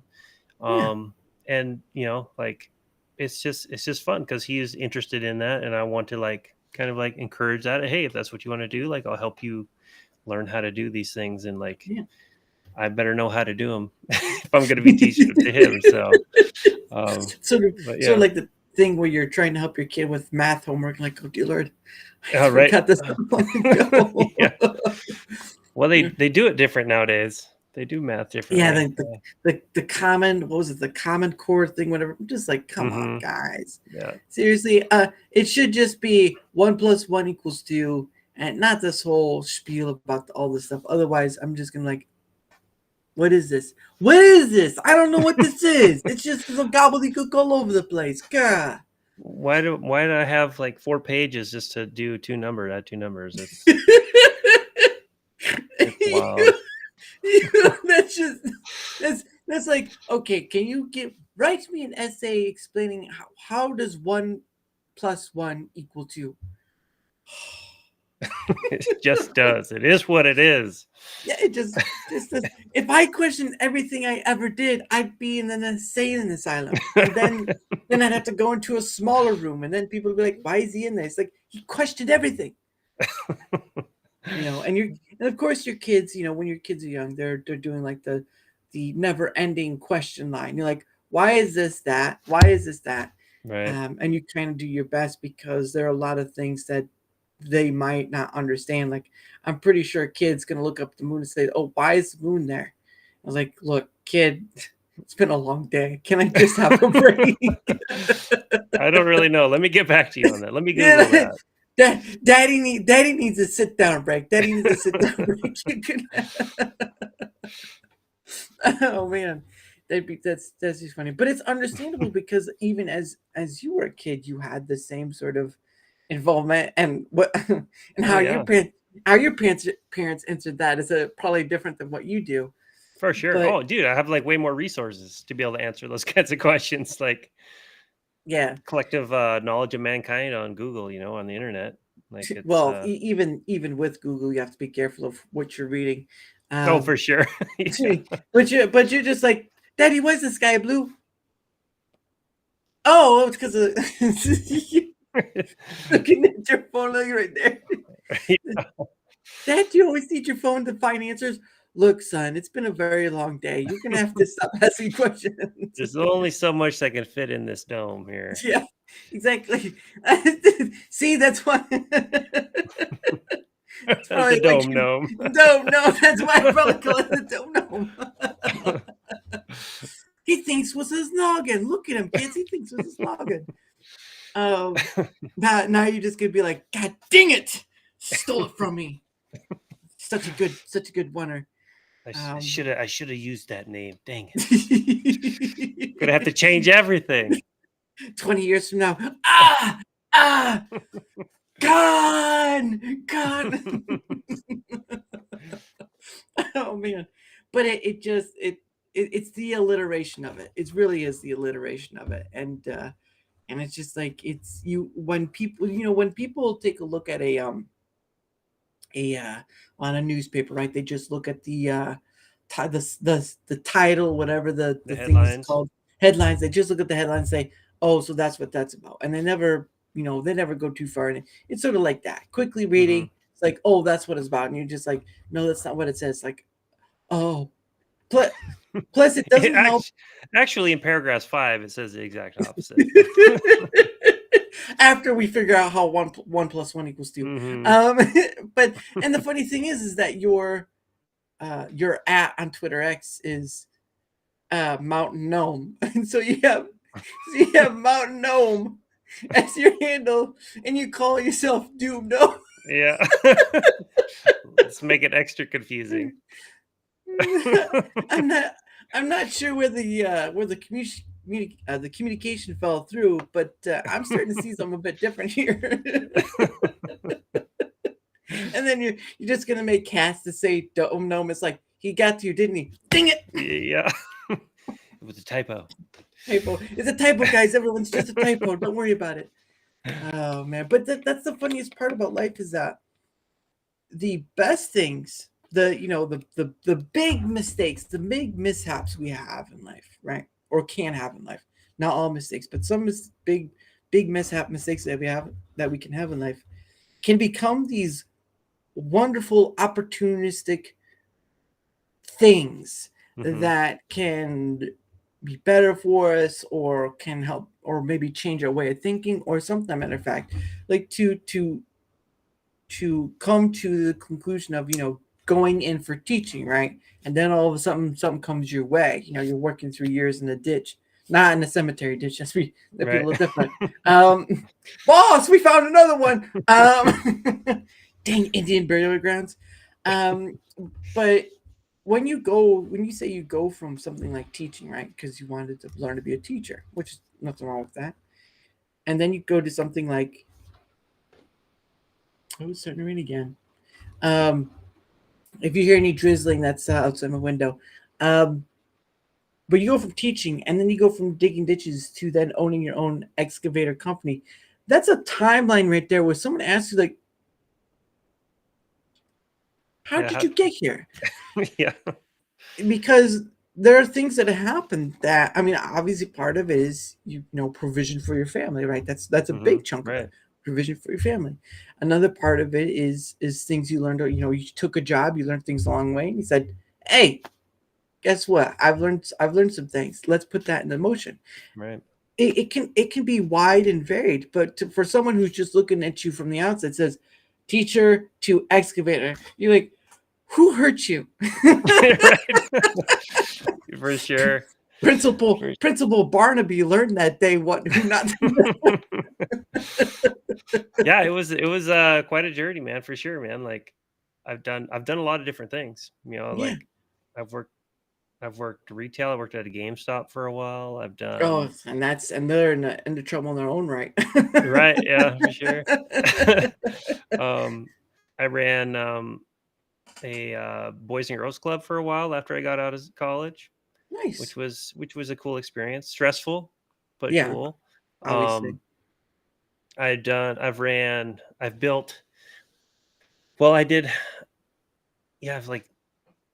tons of mechanicing on cars and stuff. Four-wheelers. I flipped four-wheelers for a while, nice. Fix broken ones and sold them. And I've done what else? I worked at there's a local company that makes drill bits.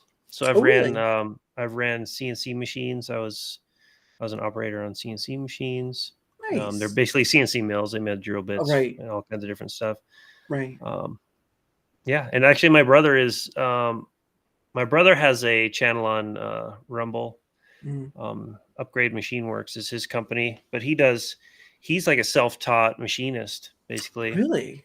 And his story is pretty crazy. Like how I don't know how he got where he's at from where he started, but it's pretty cool. He makes some really cool stuff. He actually made my DoomGnOm sign that's above my computer.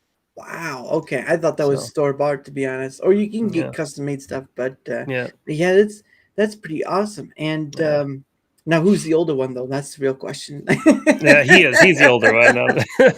I'm the youngest. He's like, had to learn in somebody's footsteps. Right, for sure. Well, he's super smart. I don't know where I'm not as blessed as him in the mathematics department. That's for sure. Oh well. Let's not sell yourself short. All right, you got where you are. Selling yourself that short. But no, that's pretty fascinating, and that's part of also why I do this too, because not only is it you get to learn about people, but just imagine, right? You get that opportunity to sit across the virtual table, and you get to learn about the perspective. And also, like I was saying earlier, the not yelling at each other, just having a conversation and seeing what can come from it. Because at the end of the day, it feels more like we're at each other's throat. And, with technology, social media aspect, right? It's just, it's insane. But when you get to sit down with somebody, you get to learn a bit about their story, a bit about perspective, all this and that. Like, there's a gentleman I've had on, his name is Jack Tarlad. He's been about 8 different times. And we still enjoy each other's company. We still laugh and all this stuff. When you can have that sort of thing with other people, whether it be once, twice, 3 times a lady, that sort of stuff. Snuck another song reference in. Got it. No, well, social media in its own right it's not just X. Social media in its own right is not real life. It can't affect real life. It's what people want you to perceive about them is like, perception. Yeah, it's exactly what it is. Like you can put out there that everything is fine and dandy, you're like the best at this or that, and like in reality it could be exactly opposite. Like just look at the how filters with different people, like they use filters on every picture they take, and you're like, wow, that doesn't look like you at all. Yeah, well, I mean, it's nice when you can turn yourself into a face of a tiger, but that's only for the fun of it, guys. Only for the fun of it. I'm not really a tiger. Listen, guys, I'm not from the jungle, so don't have me, okay? But I mean, it's just we've in a weird sort of way, we've lost that ability just to not go up to each other and choke each other out because we have this tribalism factor that we're all dealing with. And Instagram is a prime example of that. Well, I just said almost pretty much every piece of social media. You don't have to give me singular ones. It's like to give me X and then you give me Instagram. It's like I just said pretty much social media in itself. It's like if you give me Facebook next, I'm not talking to you, Mr. R. What about Facebook? What about YouTube? Look, I get it. I get it. Okay. You have to keep naming. I feel like if we get called out, it's like, how do you spell it again? It's like, no, don't ask. Please don't ask. F. Oh, he tried to. He was starting it. He was starting with F. I just see the we kind of lost the ability to some degree of having those conversations, and that's what I enjoy about this. Learning about the person, learning about just whatever, the perspectual notion, because when you could start seeing somebody's perspective on the world, right? Because you grew up with something different. Of course, you have a smart brother who you just look at and say, dude, why don't I know that stuff? You told me you helped me out and you throw me off the side, dirty dog.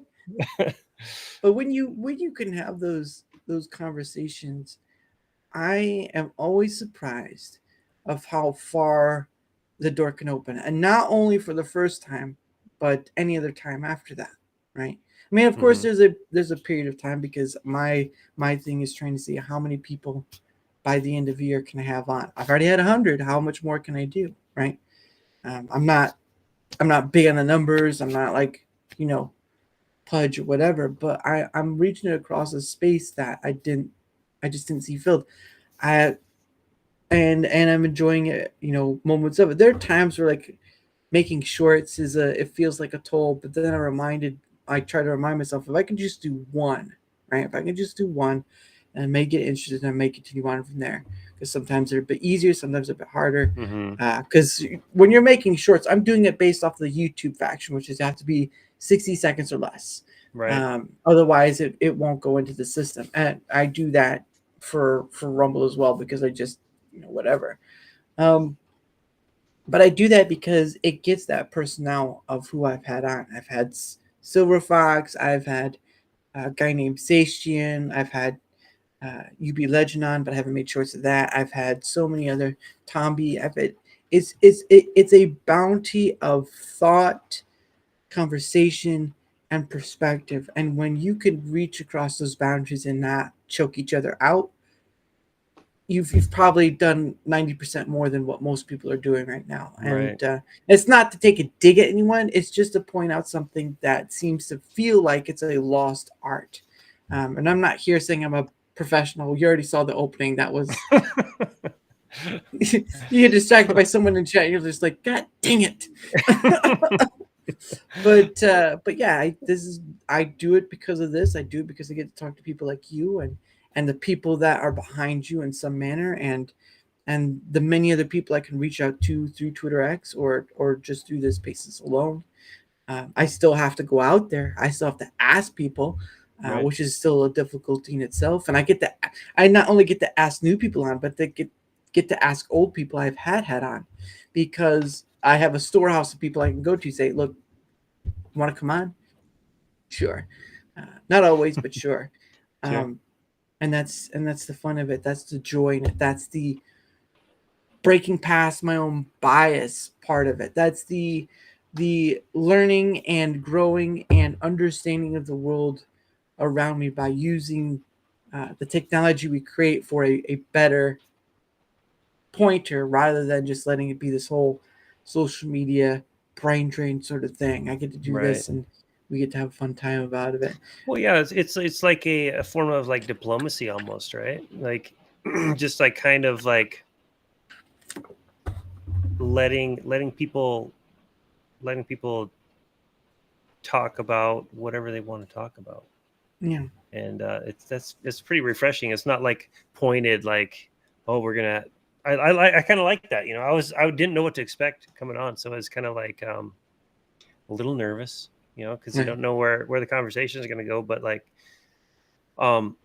it's refreshing not to be like pigeonholed into like, oh, we're gonna talk. This is our topic for tonight. Constrained. Like yeah, for sure. Yeah. And like, and again, if it's not broke, why fix it? Right. Yeah. One more thing before we go. When I go on to, and it's nothing against them, it's their thing. But when I go on to those streams, right, and if people I've had on, they invite me onto that, and they're very structured. Well, not very structured, but they have a structure to it. It's difficult for me. I mean, if they ask me a question and I can give my perspective on what they've asked. That's nothing that's something I can handle. But when you're in a structured place, and I've built this motion of free flowing conversation where I can just spit something out and it just can go anywhere. Not like in that sense. That just sounds disgusting. But now you're just gonna leave. It's like, but I can't eat honey. No more. But it's kind of difficult for me because it's very constrained. It's very constrained, and it's nothing against them. That's what they've built their content creation form on. That's what they want to do. They want to talk about what's going on in the entertainment, the movie, all this stuff, sort of deal of the day. That's fine. If they invite me on, I'll come on because they're giving me an opportunity to appear on their show, and why wouldn't I take the opportunity? But sure. It's not very difficult. It's just a bit holding back where you want to be. Robin Williams, when he was alive, he'd always say, there's movies he would make where he would have to be constrained and not be the Robin Williams we know, because you get Robin Williams into a crowd and he'll be the star of the show because everyone will watch him and laugh. But there's a point when you have to constrain yourself, and not in a negative sense, but it's sort of like, this is not my show. I'm going to be a guest, going to do all this stuff, and we'll just have fun the best way. You navigate that, right? You do sort of like with you doing the ditch and learning all these skills and stuff. It's a skill to learn, and you kind of get into it. And I've been on a few big panel shows before, and usually I don't talk very much because it's too much. There are too many people wanting to say too much. Sure. And you're just like voice over here, voice over here, voice over here, and you're just like and you just you don't want to be and then rude. They move on to something else. Well, you don't want to be rude, and two, it's like one time I was on a big show, it's like, oh, you got to learn to speak up and all this stuff. It's like, but you guys are like 1,000 times talking over each other, so where's the conversation at? Right. And that gets lost. And that's what I want to do. Again, that's what I do with Darachat. That's what I do with Dara's Hangout Dan. And of course, in November, I'm going to be starting my own Rumble Roundtable. Nice. And trying not doing the same that everyone else has done. Just trying to. There's a little formality to it, but the more it's done, it's going to be once a month, but the more it's done with people coming on, we can take things in, we can switch stuff out. It is not constrained to just a boom, boom, boom, done. They will start out that way, but then we say, well, maybe this doesn't work, or maybe this isn't necessary, and we can change it as we go, and then find that more better balance in doing it. And that's what I'd rather do than just here, done. Right. That's how we'll start, but then we can, level it down, level up and stuff. And that's what I want to do. Awesome. I want to keep it at some minimal level of, because it's going to be with like 7 different people. It's going to be with either they've been on the show as a guest, they haven't been on the show as a guest, or they're people that are interested in Rumble themselves. And why wouldn't we want to do something that, yes, I know some people just stream only to Rumble. That's fine. It is your gig. Do what is best for you. Don't listen to me. I'm just some old hag on the internet. But when we get to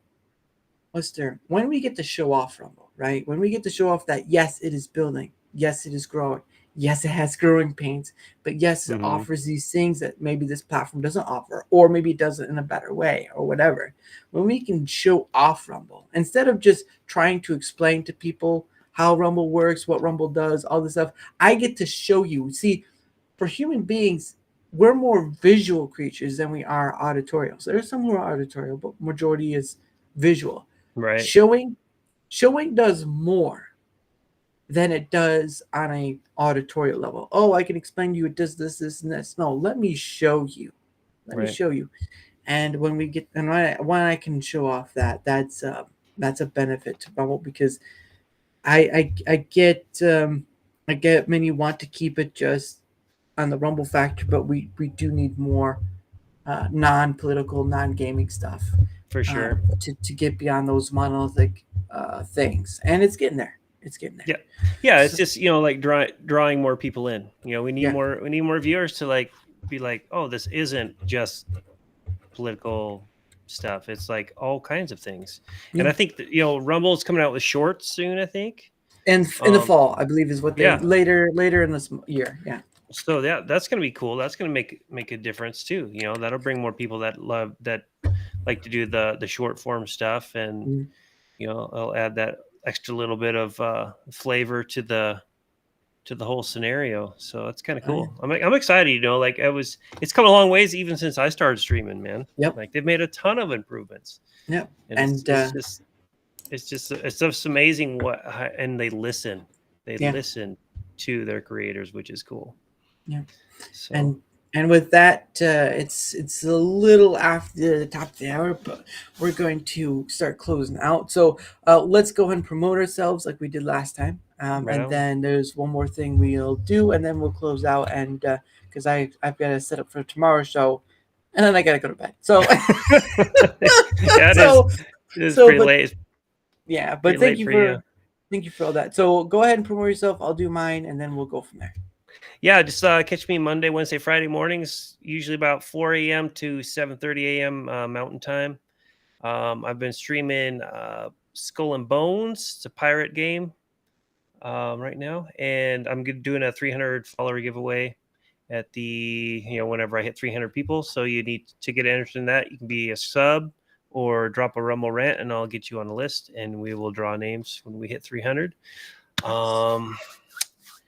I think that's about it. Thanks for having me on, dude. This has been pretty rad. I've never been on like a show like this before. It's cool. Well, thank you for coming on. It's the pleasure is all mine, because sometimes I've had people who said, I had one person who said they would come on, and I never heard from them again. So, there you go. Look at that. Awesome. Right on. Thank you, Mr. Mr. RWS 82. It sounds like a radio station right there. It's not coming in. 100.7. 100 points. Yeah. Now we're gonna get into the radio show. But anyway, guys, whether you're on YouTube, whether you're on Rumble, if you wouldn't mind liking, sharing, following, and commenting, whether it's one of it or all of it, anything that helps the engagement factor is much appreciated, because not only does it allow me to be seen more, it allows me to have the opportunity to have people on like DoomGnOm3 and Crazy Gaffo. Is that what it is, or did we change it? Look, it's your name. I'm just going with what you said. And Crazy Gaffo, UB Legend, and so many other people. Again, I am no professional at this, but I do appreciate all any help with the engagement. And if you'd like to find out where my other places are, or if you'd like to come on, I have a link tree down below on either end in the descriptions. Follow that. You'll find my places where you'll find me at.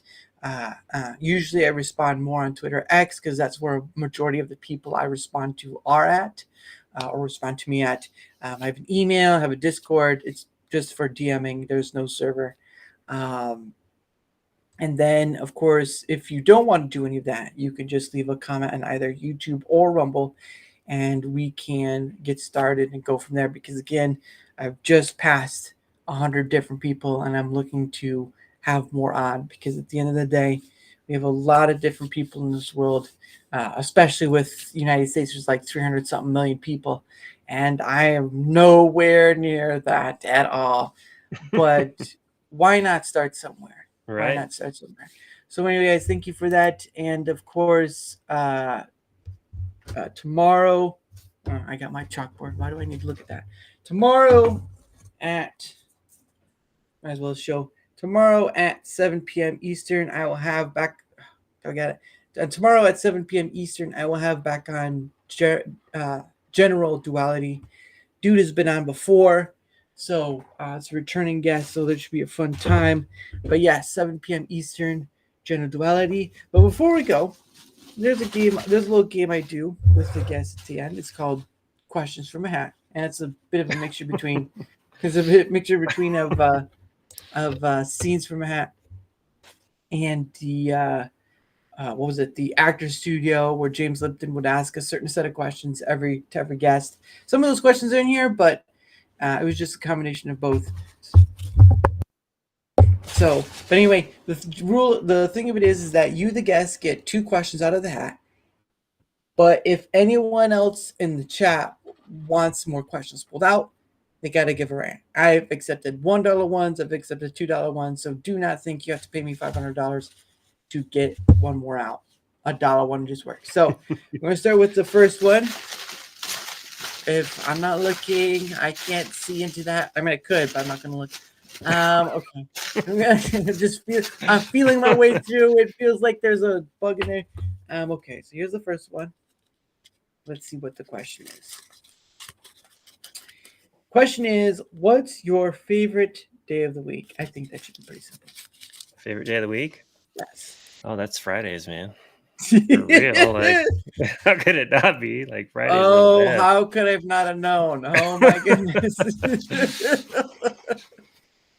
That was the easiest answer. That was the easiest question to ask, the easy answer to give. There you go. All right, on to the second one. Since no one's giving a rant. All right, let's see. It's almost like trying to stick your hand in spaghetti, but it's not spaghetti. That'd have been just really dry. Really trying to. No, I'll get a paper cut. Anyway. All right, last one. Unless someone gives a rant. What does it say? Ooh, this one's another easy one too. Are you left-handed or right-handed? No, I am right-handed, but I shoot a bow and arrow left-handed. Ooh, yeah, mystifying.